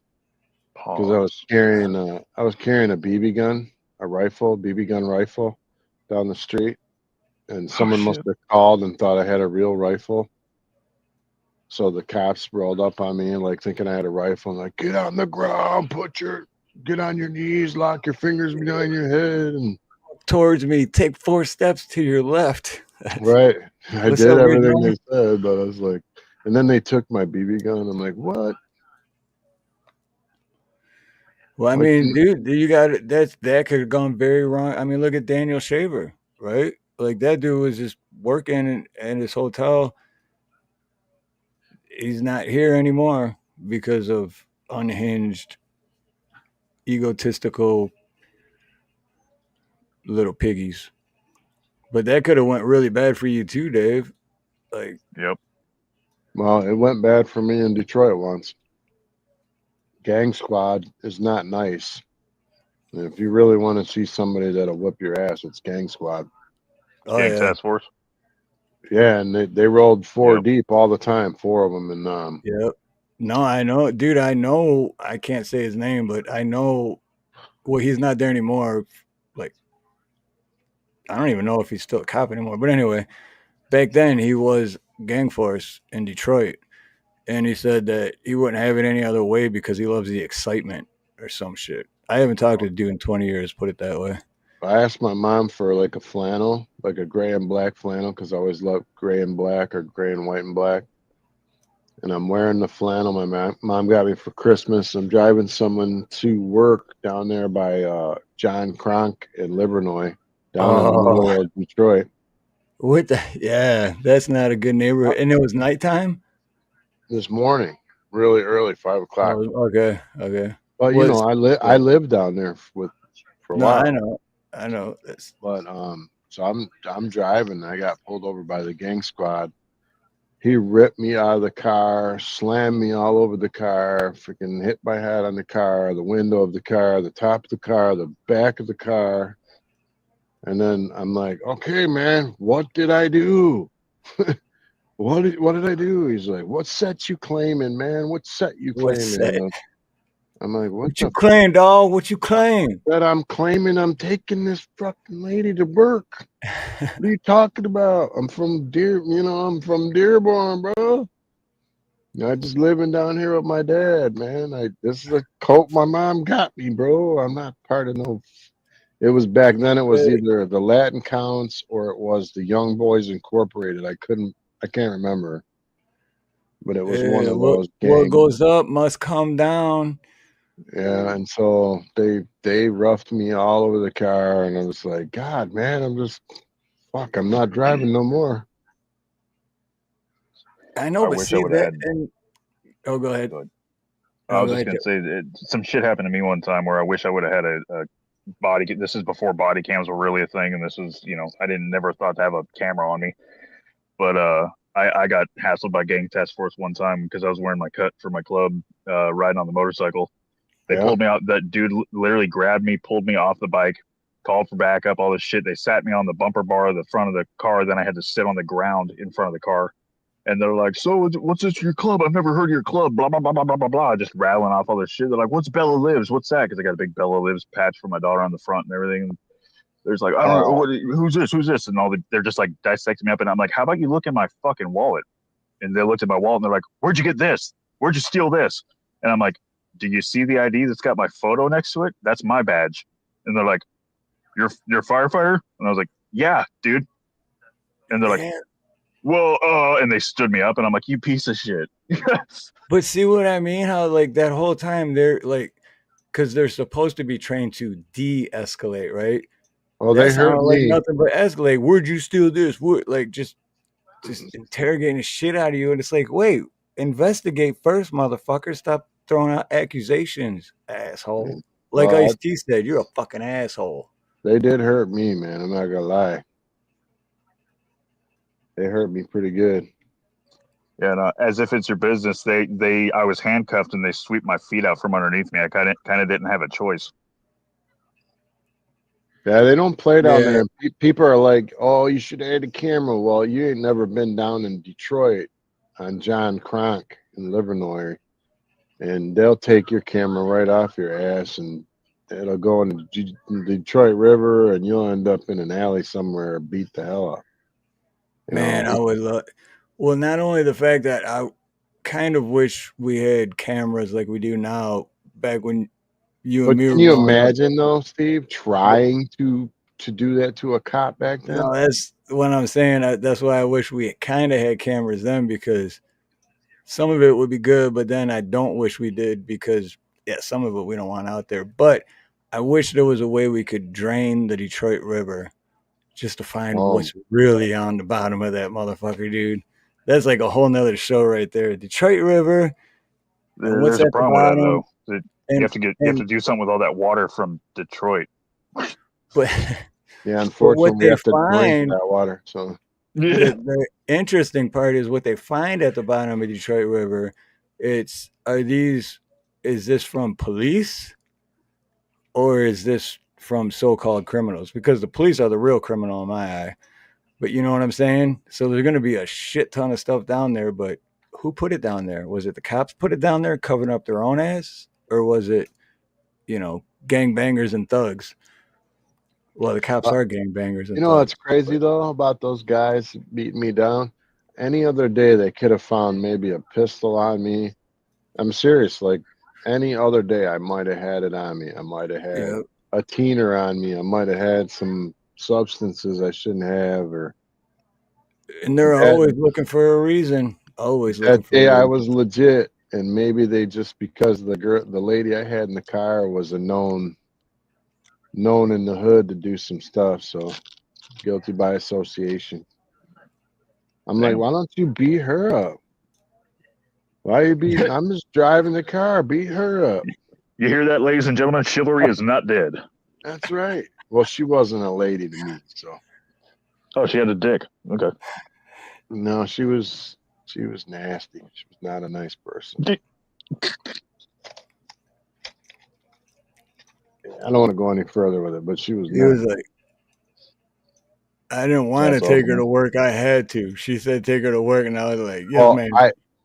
I lived in one, like a one-room shack on an upper floor down there with my wife now, but we didn't have anywhere to go, so we showed up at my dad's house down in the middle of the hood, Adam's apple, and he gave me a room to stay in down there. But my punishment for him helping me was to take them everywhere they needed to go.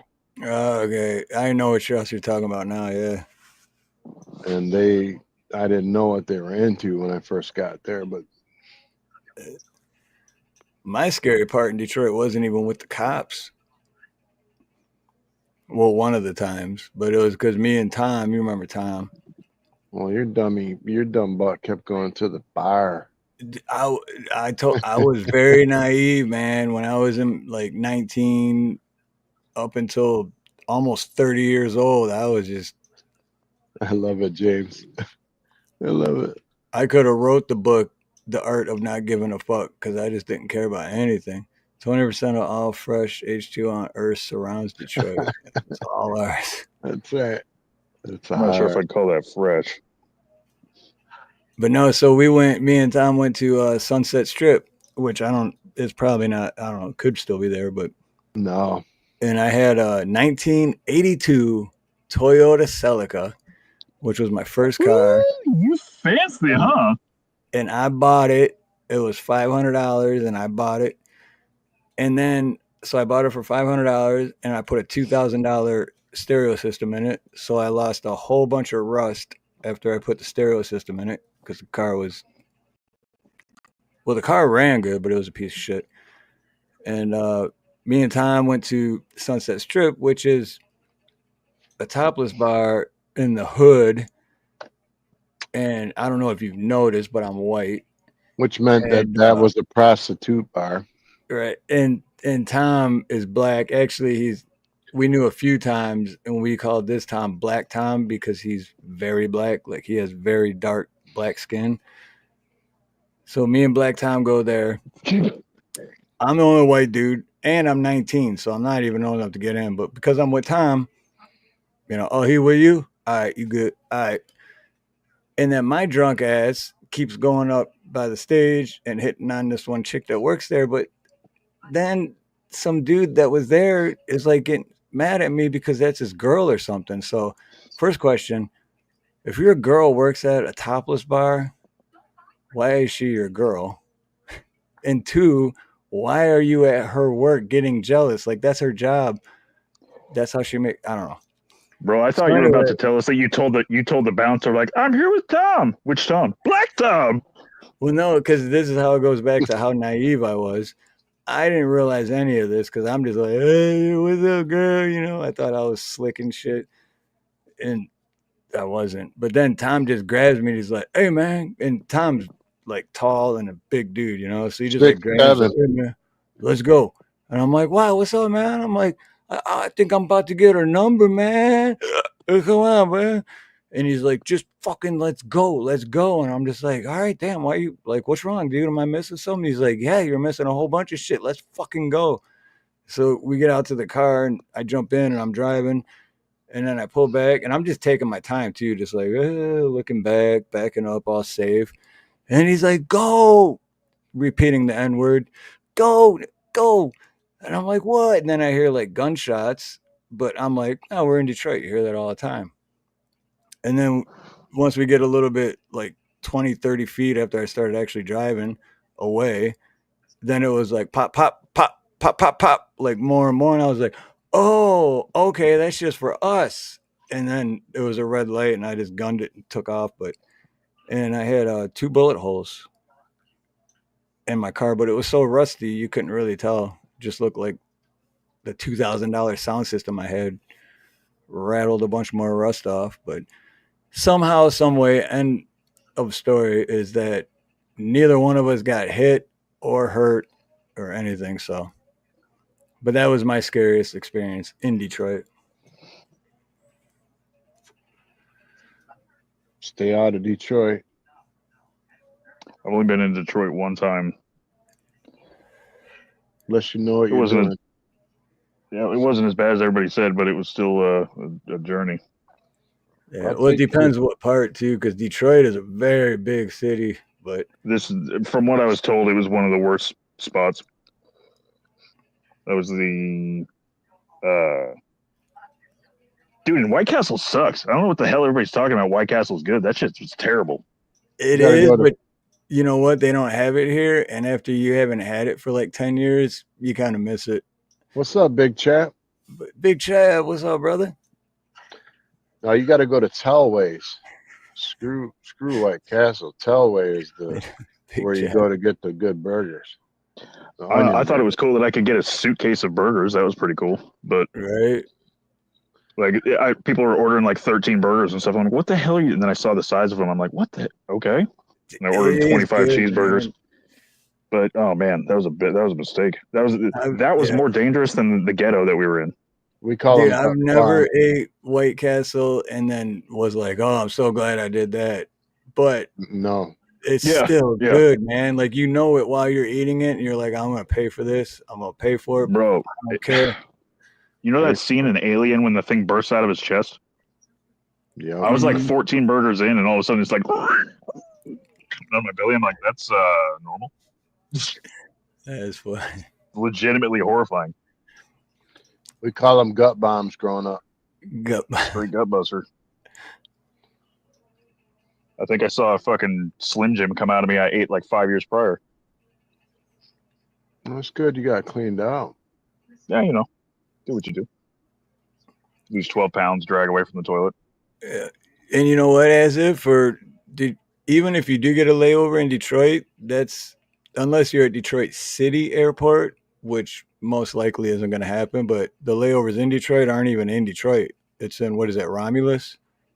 Detroit City Airport is very scary. Yeah, Detroit. That's why it's very unlikely that any layover is going to happen at the city airport. But that's on any Connor. major layover is going to be at Detroit DTE, which isn't even in Detroit. It's in Romulus. It's like outside of Detroit, but it's still, no matter what, you get out. And trust me, I've gotten off the plane many times. And as soon as like the air smells different, and you just get that gloomy feeling, like, oh yeah, I'm back here. Get out of the plane, you're like, yeah, I'm back to hell. Yeah. I remember in 2020, man, I was so excited to get there too, because it was a while before I was there, and I had a car rented. I was excited to get that, but as soon as I got off the plane, all that just went. I was like, fuck, I wish I was back in Hawaii, man. I love all y'all, dude, but I want to be back in Hawaii. Still nice up north, man. You go up north, you still got the clean air and all that. No, yeah, that is true. And even with that being said, I still miss it, man. I can't wait to come back and visit again. Is Detroit as bad as it used to be? There's less like people. As far as crime and stuff?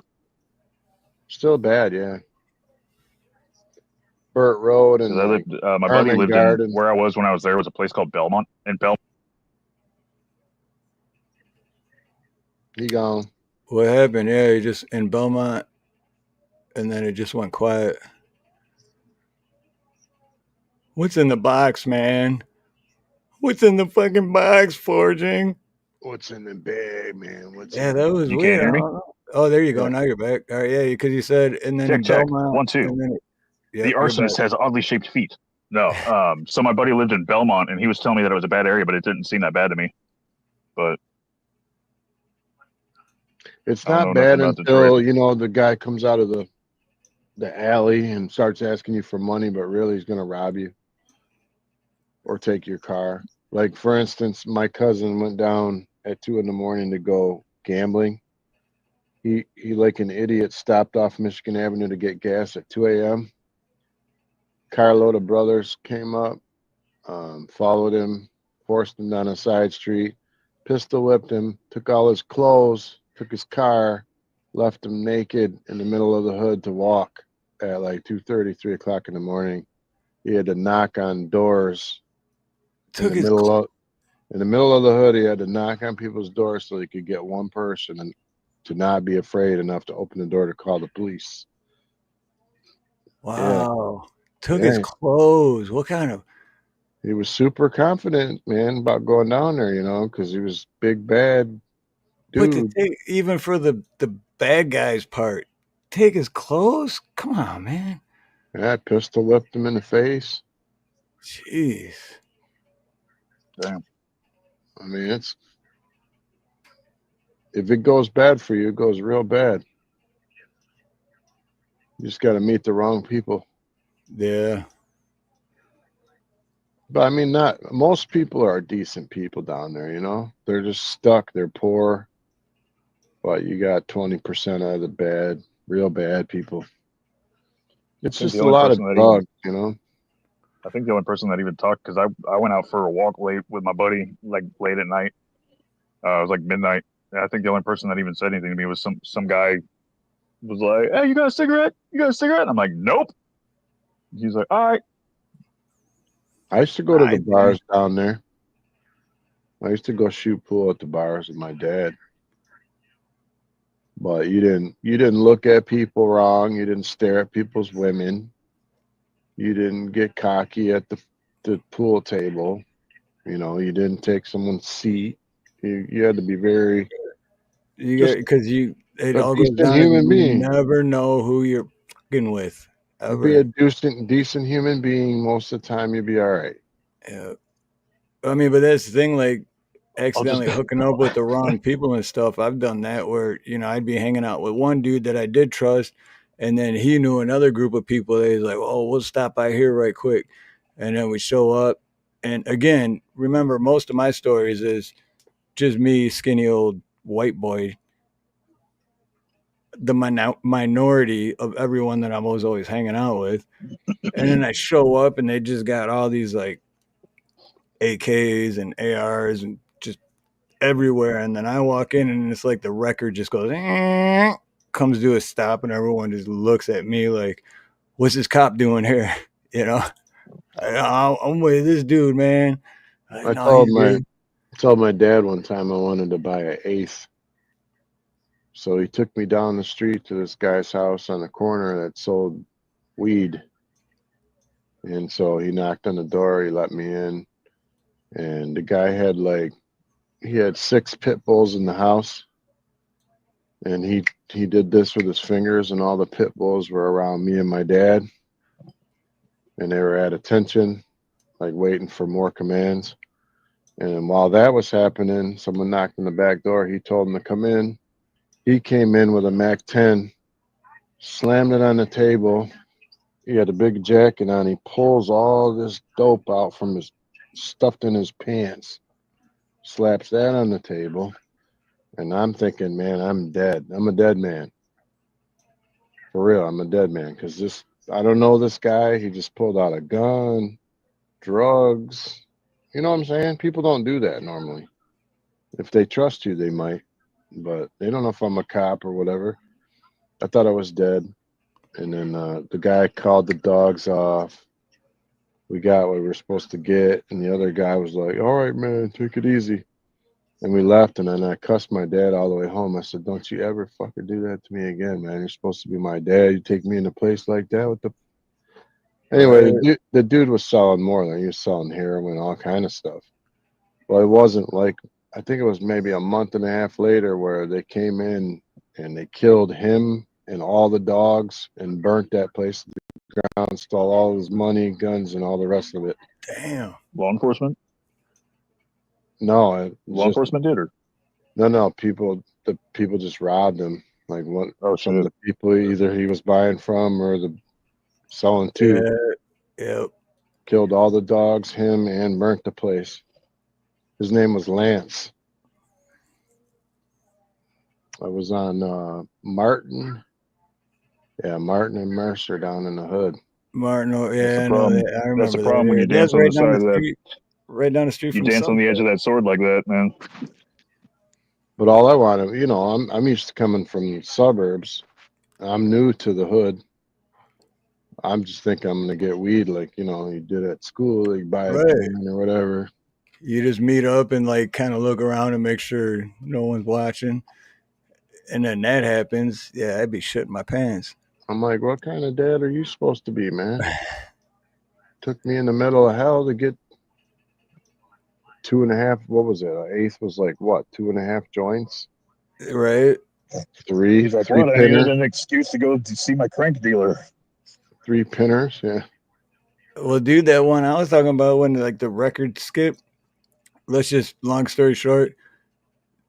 Don't put on boxing gloves to fight someone in the hood, or if you do, it isn't regular boxing rules. Because that's what happened. They're like, it was a Mexican dude, and he was like, "Oh, we'll throw on the gloves then. If this guy's fucking cool, he'll fucking throw on the gloves." I was like, "Yeah, I'll box."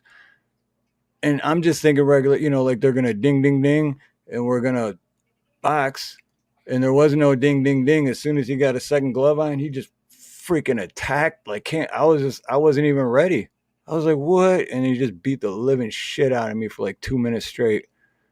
Because it happened so quick. I didn't even have a chance to defend myself. I was like, that 2 ain't minutes? boxing. That's not boxing, Congratulations, dude. bro. You made it in. You're part of Vatos Locos now. Right. No, but you know what? I was cool with everyone after that. But still, you didn't give me a fair shot, bro. And At there the is end, no I would have fucking been. fair shots. There is no fair shots. At the end, I would have been like, that was a nice right hand.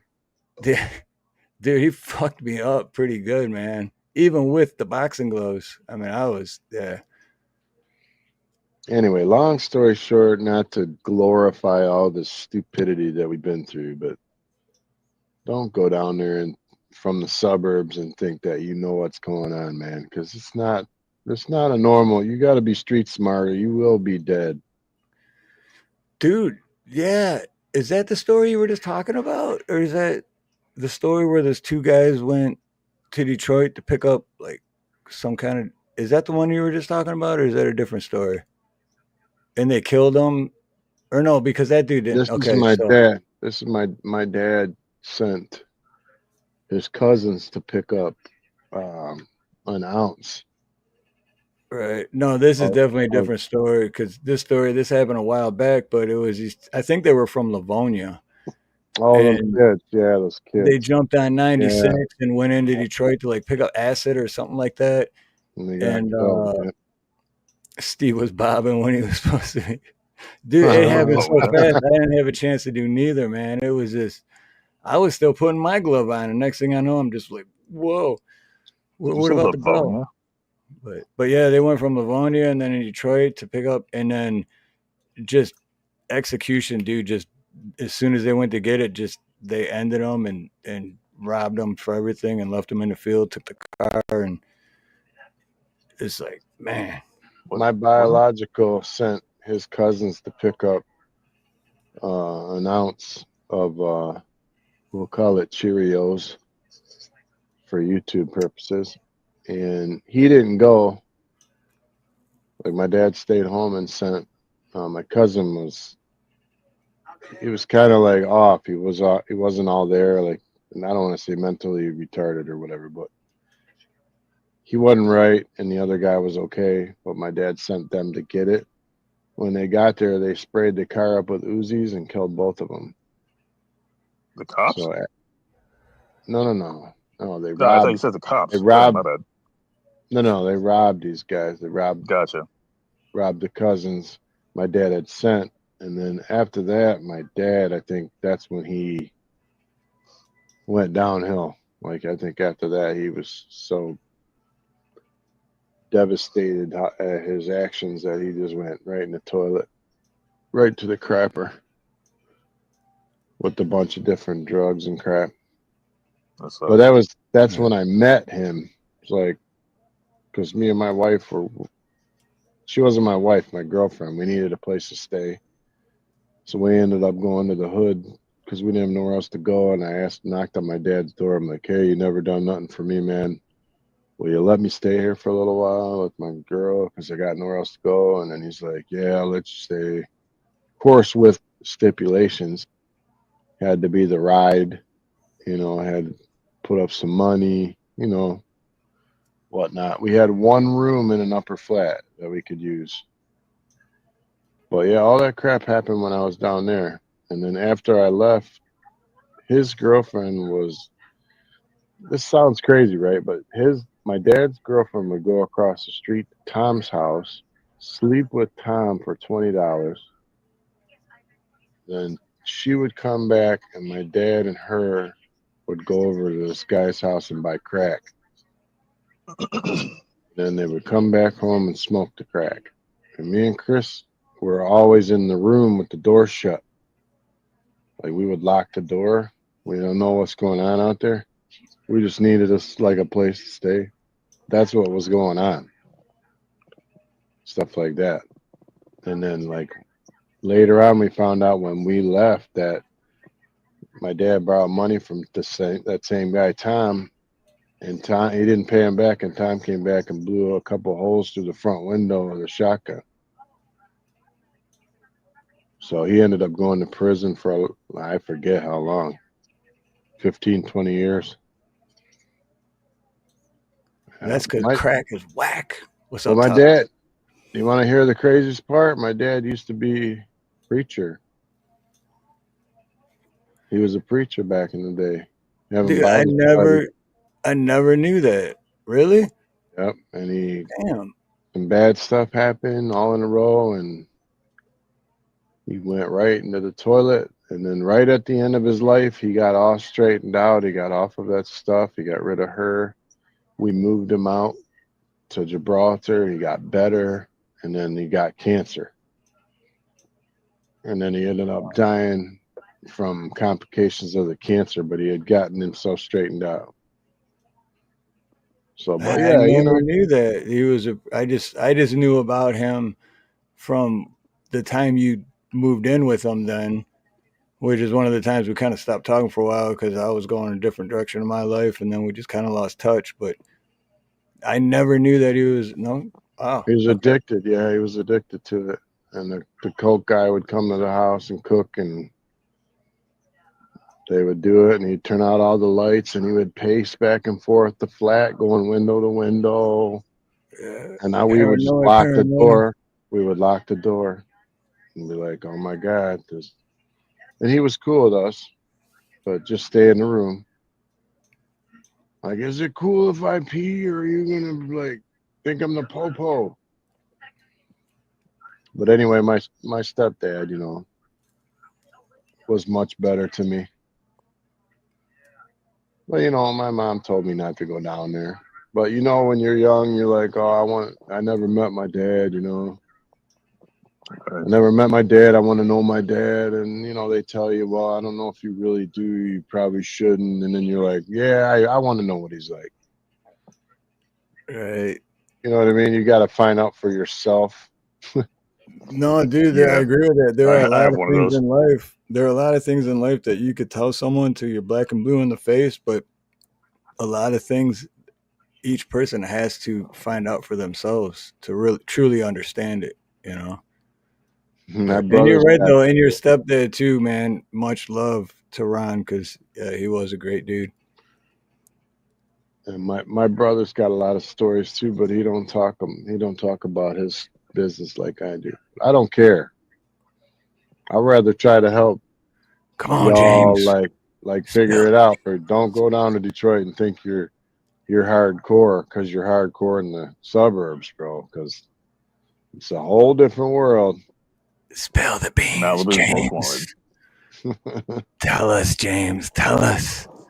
I got one of those with everybody in my family was telling me that I didn't want it. When I brought it up to my grandma, like, oh, I want to meet my Uncle Craig. Everybody's like, no, you don't want to meet Craig. I was like, why? Like, what the hell? And then I found out how to get in touch with him. I was like, oh, he's in San Quentin prison. I was like, okay. So I went to go visit my Uncle Craig to meet him. And it was about 6 minutes into the visit before he started asking me to bring him shit to the prison. And I'm like, okay, everybody was right. Well, see you later. Yeah. But when they're like, weird, no, it's like you the don't. second he sat down, like I never met the dude. He didn't know who I was. I told him my name. And he's like, oh, you're Chris's boy. And I'm like, yeah. He's like, that's wonderful. Oh, and I'm like, okay. And the way he was looking at me was like a great white shark. He doesn't, they look through you. Like he didn't look at me like a person. I'm like, wow, this motherfucker's out of his mind. But the thing is, when they all told you, no, you don't want to do that, for the average person, when they hear something like that, they're gonna be like, oh, that's exactly what I want to do. I'm right. Well, and I didn't know anything about him. There was a bunch of stuff that was hidden from me when I was younger, and it's like I didn't realize that he had been through like his life was shit because of the stepdad that they had. Like he abused the shit out of that guy and turned him into a monster. But this my uncle did some. I mean, he's my uncle through marriage. I guess he's not full blood. He's like half. But dude, that guy he did some fucked up shit. But if I would have known that, I probably would have been like, yeah, you guys are probably right, and that would have saved me the trip. I'm thankful, man, for all that experience that I went through, though, and learning all the things that I did because it made me a better person later, man. It made me understand instead of judging everybody for their problems. I can actually understand like what people are going through and why they do the stupid stuff they do. You know what I mean? Exactly, dude. That's like I say it all the time. If I usually if people say if I could go back and change blah blah blah, I wouldn't change anything because I had to. That's why I believe everything happens for a reason. Everything happened for a reason for me because I had to go through that to be who I am and where I am today. You know what I mean? And yeah, it gave me compassion and empathy instead of being like, oh, you freaking loser, get a job. You know, maybe the dude had a drug problem he couldn't kick because his old lady cheated on him, and he couldn't take it mentally, you know, and like now he don't know how to get out of it, and he's stuck, and he really hates it, but he wants to get off of it, but he's like stuck. You know what I mean? And needs a hand up to get out of it. And I can understand people like that. So, Go ahead. I'm so sorry to interrupt. I was just saw something that As If It's Your Business just said. Steve, is there any way you could get As If It's Your Business my contact info? If I can do what? As If It's Your Business, reading that comment right there. If there's a way that you can get them my contact info. That's cool. Oh yeah. No, yeah, I can do. Yeah, I'll appreciate that, bro. Yeah, I'll send you Fortune Thoughts info as if I'll text it to you. James, I hate you. Oh, look at that. James said something nice. No, he didn't. You read it wrong. That's something nice. It's coming from James. That's like right. You know, like when if you're not an idiot, that's nice. When the girl pulls your hair in middle school because it means she likes you, that's James pulling your hair saying, I love you, Dave. He loves I love you, little brother. I love him. Oh yeah. Hey Dave, by the way, I didn't ask earlier when you were talking about how the Metallica came on and made you show off for your girl. What Metallica are we talking about? It was because if you're going to tell me something off Load. No, my song was probably Sanitarium or something. I can't remember. Okay. It was either one or Sanitarium. Master. I can accept something off Master of Puppets or And Justice for All. Ride the Lightning, all that kind of Ride stuff. the Lightning. It was one of those. Ride the Lightning was the first vinyl I've ever owned. I think it probably was It could have been Master of Puppets because that seems like something where I would have hit the gas on. The one that did it for me, especially when I was on the bike, was Motor Breath. Motorhead. Oh yeah. When Motor Breath would come on or Metal Militia would come on, I'd lose my shit. Those are both off of Kill 'Em All, aka Metal Up Your Ass. That's I find funny about people is everybody has a ton of these stories, but most people are not willing to tell on themselves. Right. You know what I mean? Like, I don't care that I'm on YouTube. I don't care. Well, I mean, then again, real life. I'm not going to tell you what I did 3 weeks ago. Depends I'll on tell you what I did 20 illegal. years. I'll tell you what I did 20 years ago. Exactly. I talk about things that no human being should ever mention on YouTube. That's fine. I don't care. Like probing. That's that. Yeah. A couple weeks ago, I had a conversation with somebody on their live about like, hey, you know what nobody ever talks about? Like, like when you sit down on the toilet and you spread your butt cheeks out, nobody ever talks about that, but everybody does it. And he's like, you're right. I mean, you can't argue that, right? What? I have not. Or wait a minute. Okay, never mind. So since this is being recorded, I hope it's not being recorded by Biden or something. Oh, who cares? Life is too short to not have fun. Well, and tell the truth, man, about where you've been from. Who cares, man? As long as it wasn't last week. Don't try to be something you're not.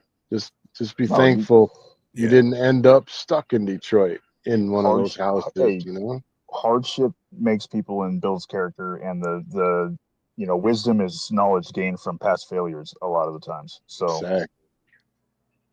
Makes you a better person. Usually, I think that people who have, who don't have those experiences, like they have a very luxurious life. I'm not talking shit, but they have a very blessed life that they don't have to go through those hardships. But at the same time, they're ill prepared for something if it does happen. Oh, the first one's dead. Yeah, I'll live, man. people who go through some crazy shit are usually the most empathetic. Let the zombie apocalypse come, dude. I'm ready. Oh, I just meant like tragedies and I'll eat my neighbors. Shit, No problem. I'll eat all my neighbors. There's a line in the movie Look Who's Talking To. There's a line in there that's relevant to that I think is one of the best lines of the whole movie. When Kirstie Alley's brother is sleeping on the couch and John Travolta comes in the room and he surprises him. So the brother jumps up with a gun and he's like, "What are you doing with a gun in our house?" And the brother says, "You know what? You guys stock up on canned food, bottled water, and the neighbor's got one of these. Who's going hungry?" Exactly. Yeah. People don't realize how important water is. It should be your first thing. You're armed and have water. Can't live without water. Well, and that's the other reason. See, this is a good message to put out there. This is another reason why nobody should be racist at all. If you're racist, get the fuck out of here. Because what if your neighbors are someone you're racist against? Then now you're going to starve because you can't eat that of, you know what I'm saying. Are you about to say that some people prefer light meat and dark meat? Yeah, racist. That's racist, man. Because when it comes down to it, you can't eat the Chinese neighbors. If you eat the Chinese neighbors, you're just going to be hungry again in 10 minutes. If I eat the Chinese neighbor, I'm going to get COVID again. I would never. I ate the Hispanic neighbors, got indigestion. What is going on? I'm racist. I will only eat another of the same race as myself. Then you're going to starve. So stop being racist.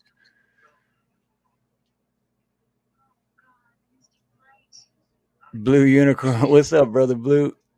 I'm not racist, but I know a jerk when I meet one.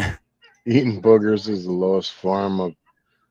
What did it say? But think about that, though. Like, I would, too. I admit it. I would eat human if it came down to it. And it was survival, right? It's just nature.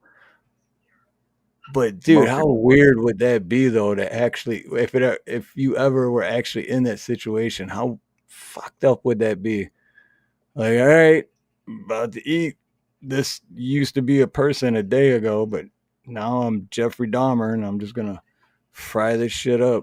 I know. Well, no, you wouldn't be Jeffrey Dahmer because you weren't harvesting the things when you didn't need to. That's a difference. There's a difference between survival, between consumption in times of survival and consumption in times of like, ooh, this looks like a delightful treat. I'm gonna cannibalize this right now. Pair this with box wine. And I'm going right for the buttocks because that's the ham. That's the bacon. You gotta go right for how much for a rib? I just want one rib. Depends Got on change for 100? I don't think I'd want to eat an old person though. I'd have to go with like a. I don't want to eat anybody. Early 20s. But the skin would be all loose. It'd be easier to take off. It'd be like skinning a badger. You know what I mean? Yeah. Oh, so man, if you boil it, yeah, come here, you prehistoric bitch. Be like, if you boiled it and barbecued it, it'd be like meat. The skin just falls right off. So nasty. Yeah. Oh, make a bag out of it. You can make clothes if it's cold. Little Chianti. Yeah. If you're gonna survive and go feral, why not go full bore? Welcome to the jungle. And if it's an old lady, think about it. You can go ham on grams. Oh my gosh. That was funny. You know that was funny. I know. I don't care who you are. That was funny. Van Life, right there. Van Life's out. He's like, all right. So they're eating people. I'm out of here.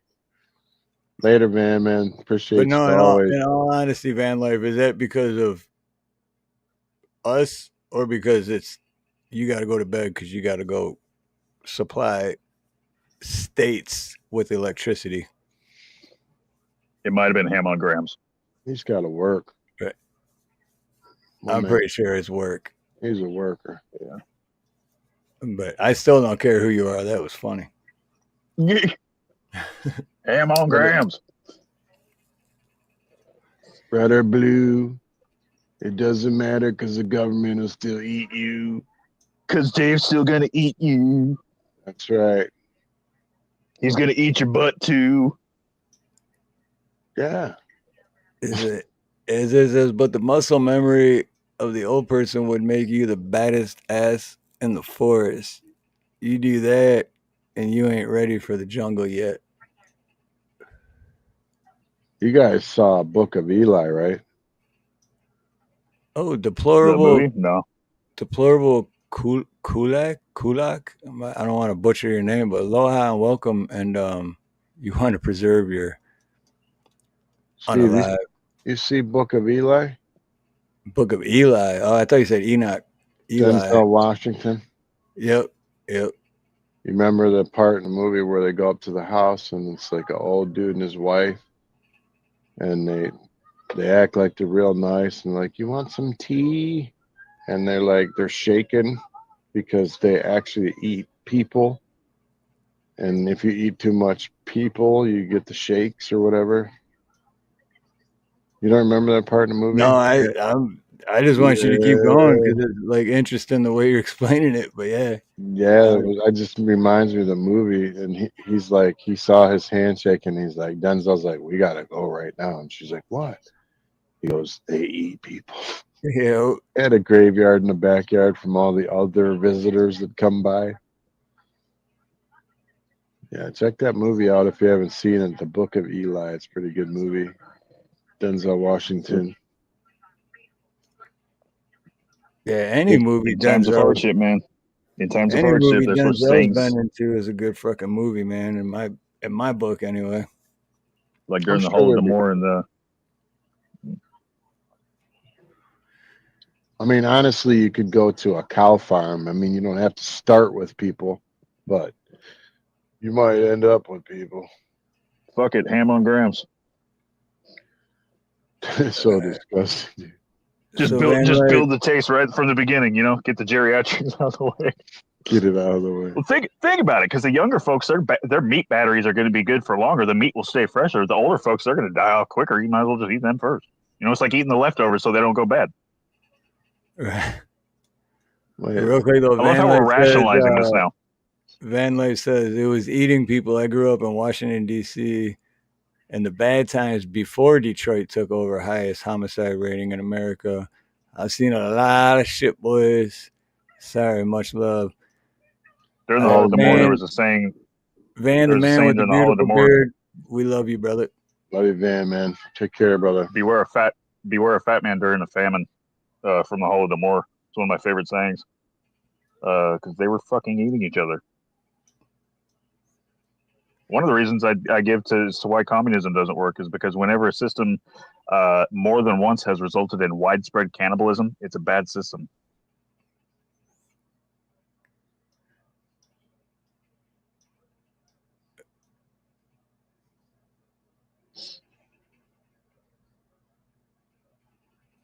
Y'all still there, or am I frozen? No, deplorable link. The deplorable. I don't want to butcher the name, but Kulak is cracking me up. But I don't want to put the comment on screen either. Because I heard. I don't know. I bought this 6-inch hooks for something. I heard you could still get like strikes or warnings or whatever for comments, which is bullshit because it's like it's comments. That's just random people putting stuff in the comment section. Like I'm supposed to control that. What, you know?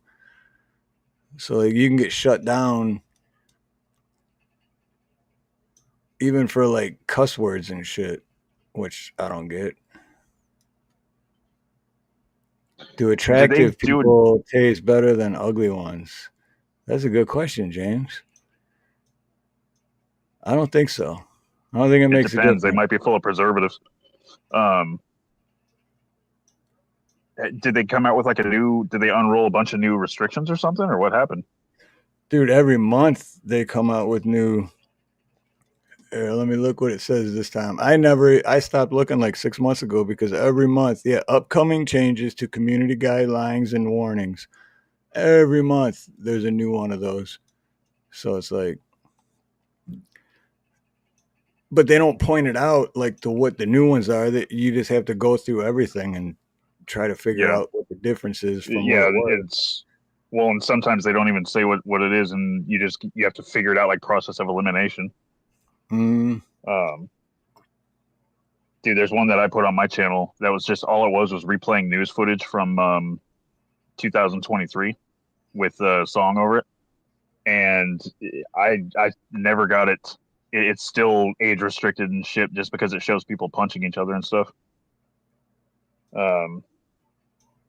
But if you have a big channel, you can show guns, you can show everything. Doesn't matter.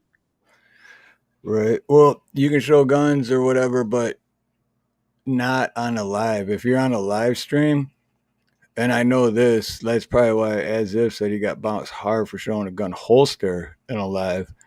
Now, if As If were to show that same holster in a video, it's okay. But if it's a live stream, for some reason, that is shut him down right now. What are you doing? Then why the hell, when I posted my long form, did it tell me that it was age restricted and I had to get it approved to post it and all this shit 2 times, even after I cleaned it up? Right. Well, if it was a video, they think they do that with all videos where they. But live streams are really strict, like really, really strict. Oh, right on, ex bootlegger. Good night, brother. Much love, much aloha. Happy New Year. But yeah, I just know the live streams and videos are like huge difference. And I don't know. I know half of it just runs off their algorithm or whatever, or their AI or their whatever. Because I've done with shorts, I'd upload the short and then go through all that stuff on the YouTube side of like the title and schedule it or just post it to public and all that shit. And then it would go through and it would say, copyright claim, and it would show a yellow $sign, right? And I'm like, this copyright for what? So then I would re-upload it and go through all that again, and then it would be a green and it'd be fine. So it's like it's just all AI robot shit. And then that's why you have to fight it half the time, because once you fight it, then an actual person will come and review it. But then you got to be careful with that too, because the actual person might be a douchebag. You know. Yep, like Full Monty says, too many rules and restrictions. That is the main reason I quit doing lives. Yep. It is too hard. I just stopped paying attention. It's like the way I look at it is I'll find out when I do something wrong. I'll know afterwards, but you know. My thing, shit, I did one video where I wasn't allowed to, they wouldn't let me put it up. They banned it from being put up. And it was, I was showing footage that another YouTube video had put out. And they said it was against the rules. I thought that was pretty funny. Even though another YouTube channel. Like I pulled it, it was commentary straight off another channel. And I'm like, what the fuck? Yeah, the only way that would make any sense is if the other YouTube channel claimed a copyright. But from what you're saying, I don't think that's the case. I don't think that's why it happened. Yeah.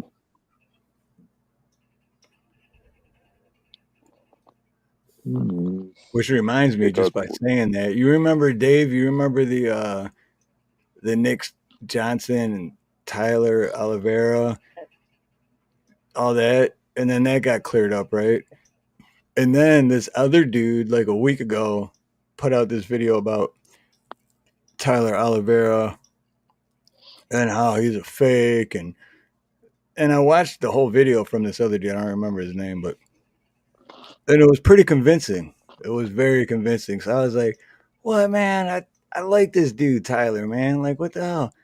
And then either yesterday or the day before, Tyler, like, let's just say I got a lot of respect for Tyler now, because he came back and did a video and said, all right, let's cover this video that whoever his name was did on me. And I don't know, dude, Tyler Oliveira. Well, I mean, I guess that explains why he's got like 7 million subscribers. But he's a stand-up dude, man. And he doesn't, he came out on this video after that other dude's video and was like, yeah, this part is true, but that's all part of growing and becoming, but figuring things out. Like I've made mistakes. Everybody makes mistakes, but 90% of it was just calling this other guy out. Like haters gonna hate, basically. Is Tyler Oliveira the guy that goes to the guy who goes to like cities and says this city has the worst drug problem or whatever? Yep. So I saw that video you're talking about. The first clue to me that guy who was making the video on Tyler was a hit piece and it wasn't going to be totally factual is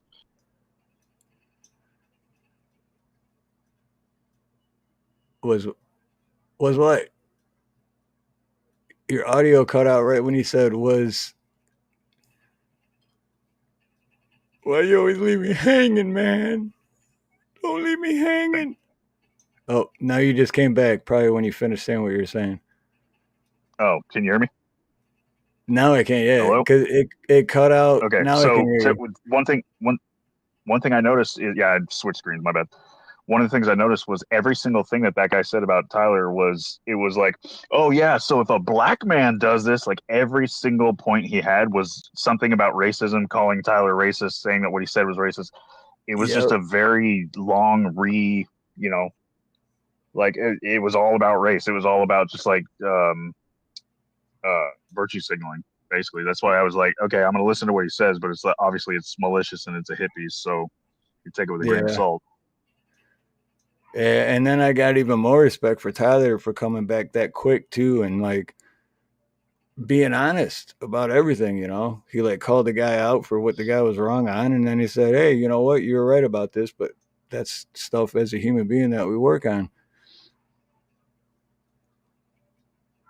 And again, hence the fact why he's got over 7 million subscribers, right?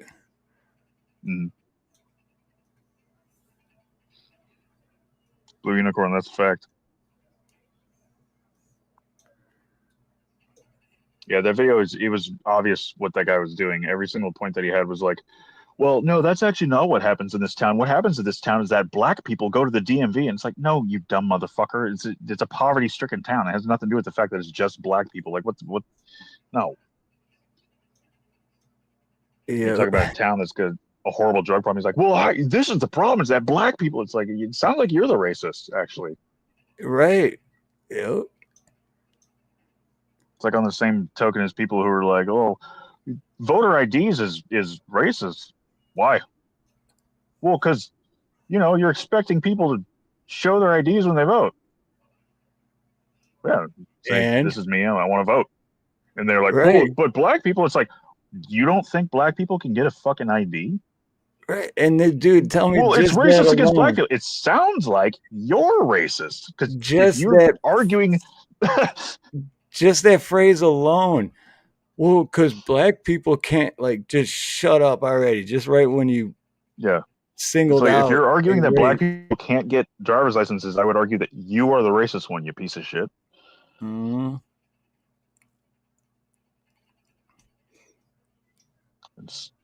Melanin content and geographical location have no bearing on someone's ability to be a good person.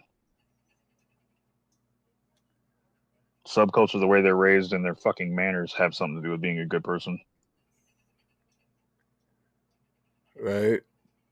Oh, you know what? As if I love, well, I don't love, but I like to have haters watching too, because it's also views. And I mean, look at Tyler Oliveira for that one. That dude did it. I think he had like 35,000 views on his. And then Tyler did his response video for it. And he had like over 500,000 views in 12 hours. So that hater is helping Tyler Oliveira's career,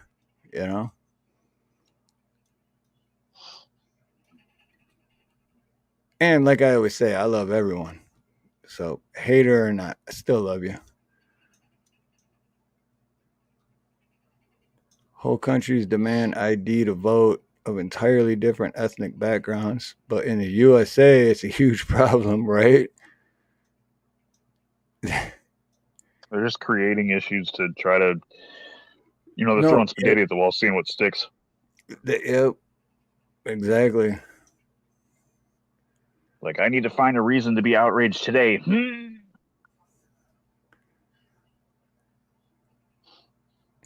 see, what had happened was there was this black dude.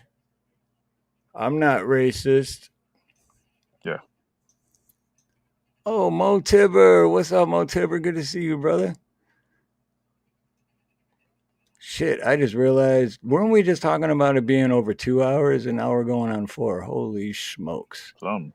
64 I likes. actually got a couple weeks ago. I got into an argument with another channel creator because he was sitting there. He was saying African American over and over, and he was saying it to the point where it was like exhaustive. And I was like, are they really African? Why can't you just say Black Americans or just say Americans? Like, what's the deal?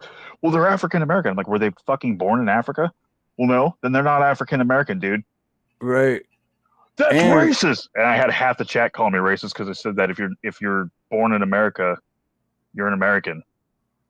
And I said if you're African American, that's what you would call like Charisse Theron, who moved from South Africa, or somebody who came from Africa. That's an African American. It's nationality to where you're at now. That's what that means. And Mexican American, African American. Most of the people I grew up around back in Detroit were black, and I can tell you for sure, every single one of them thought it was racist to say African American, because the first thing they would say is like, I've never been to Africa. What do you fucking call me African American for? So it just goes to that whole thing of someone always like having to speak about something, but they're speaking about a different race or something they don't know anything about. So it's like, shut your damn mouth. Shut your pie hole. I like throwing everybody a curveball and say, like, dude, I'm Italian. I'm white light. Woo. Steve, I'm gonna crash out soon, dude. I got like 2 more minutes in me. Right now, I was gonna say we're pushing 4 hours, man. So we're at 64 likes. But let's go ahead and do our final thoughts. Because time goes by when you're having fun, man. I definitely have fun tonight, and thank you everyone for being here. A lot of topics, a lot of fun. Yeah, covered a lot of good topics. Stay out of Detroit. Everything from police violence to vegan butt sex. Dude, I'm just from tonight. I'm gonna have a lot of shorts to make. Just be vigilant. Be vigilant is my final thought. Out there's a lot of haters that crossed over the border. They shipped them all over the United States. They're looking for trouble, starting trouble, looking for, we're an easy target. Put it honestly, we're a soft target here in America. We leave our garage doors open, our cars unlocked. We don't think nothing will ever happen here, but there's people here looking to do harm. So keep your eyes open. And that's it for me. Much love. Thanks for being here too, by the way. Yeah. And you know what, real quick, Dave, that I seen in chat 2 different times and 2 different live streams in the last 2 days, day and a half. And I think not really catchphrase, but I think this should be Dave's phrase, because I seen it 2 different times, 2 different chats, 2 different people. And they said, stay prayed up. And at both times when I seen that, I thought of you, because you always say, stay prayed up. So I think that should be Dave's phrase.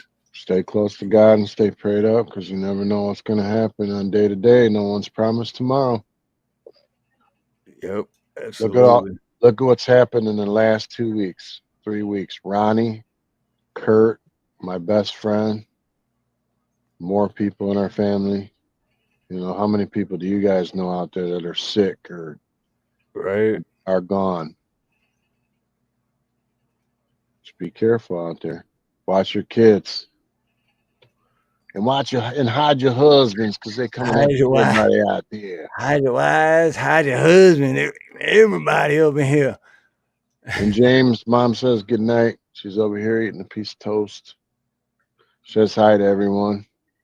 Tell mom we love you too. We love you, mom. Hold on a minute. I love you, mom.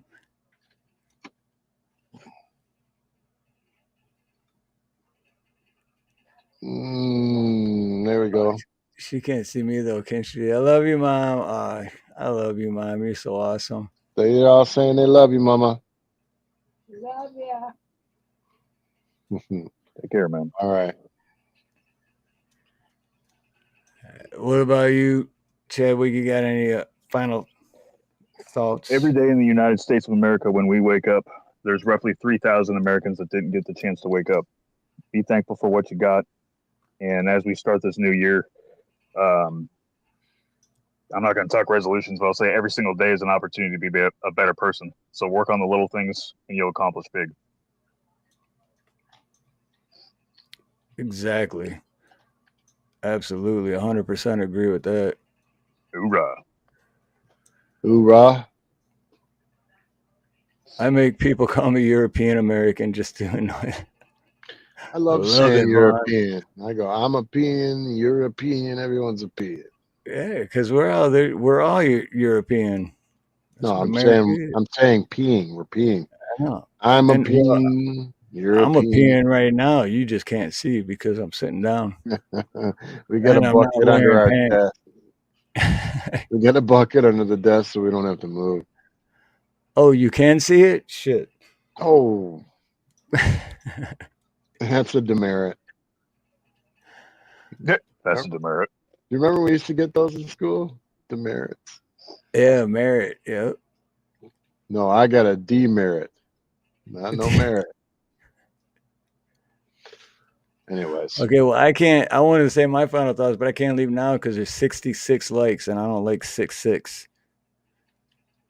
Someone hit that like button. Let us roll Somebody out. gotta either unlike or hit the like, but it can't be 6. Well, usually what happens is when it's happened before, if it ends up at 66 or whatever it ends up at, there's always one more. There we go. We're at 67. All right.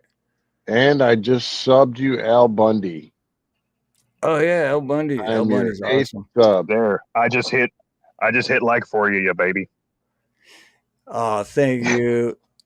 I can't wait to be your. You're welcome, Steve. Little cuddle or your. Damn it! I forgot the word. I'm blushing. Little spoon. Little spoon. That's what it is. You are gonna get it when I drink. But on a serious note, though, and hang out if you can, Dave, before you fall asleep, and you too, Chadwick. Or what the fuck was that? But my final thoughts is I love all you guys and I appreciate every single one of you and thank you all for hanging out with us. And yeah, you guys are just awesome. And remember, and I mean this from the bottom of my heart, at the end of the day, we all have a lot more in common than we don't.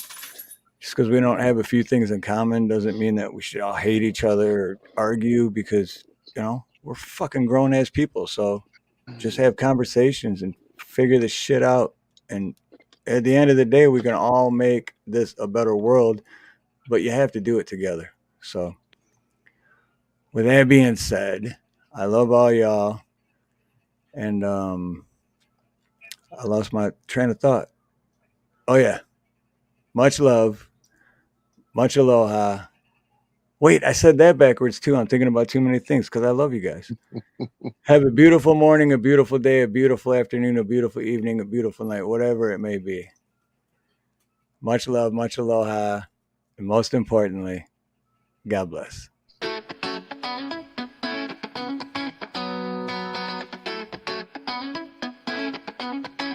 How's everybody doing now? Whoa.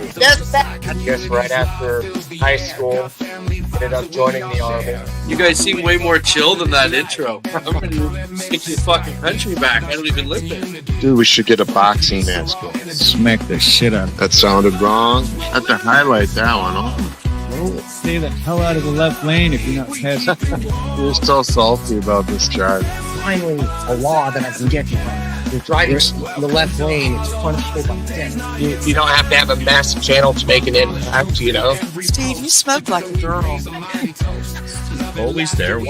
I do not sound like Jalen. Do I drop the wheelchair jokes? He's like, just fuck him. You know, that's what the whole freedom of speech is. That's a good point. Everybody gets a. You don't have to agree with it, but you best defend their right to do it. You don't know your rights. You don't have any. You just got a bidet. The Constitution doesn't give you rights. You have natural. Bidet will change your life. But the Constitution protects you. You'll never go back. California's ass, and he ruined it for everything. I bet he wanted to knock him out. It's because they are raised identity. Teach these government nerds that all swear an oath to it what our freedoms are, because they're so lazy they don't. I had a fun night. I haven't laughed that hard in a long time. You know, don't live on the past or take the present for granted and only think about the future. People are wearing blinders. They don't understand what. I'm not going to apologize for that. Calling him an idiot. I'm really disappointed in you. Something just didn't agree on. And all my money on you. I'm guilty of inciting my constitutional right. They don't like it. They don't like it. Love y'all. Next. You know, you're never going to please everyone. I don't think that God sees different faces. We lost a lot of people during COVID, and most of them are still alive. There's lots of weird stuff going on here. Close your eyes if you're squeamish. And shout out to LSP and Dave's Not Here, man. You guys were very generous with the super chats, and I love you guys and Appreciate everyone in chat. It's fun to talk about things and try to figure things out. Welcome to Harloha and Dave's Not Here, man. We talked about some crazy stuff tonight. I love to see different people's takes on different subjects. Much love to y'all. Stay prayed up, man. God is good. Love each other and be kind. Much love, much aloha, and most important, God bless. Deep in the YouTube stream we dive. Real connections keep us alive. Comments echo through the night. Spread the love. It feels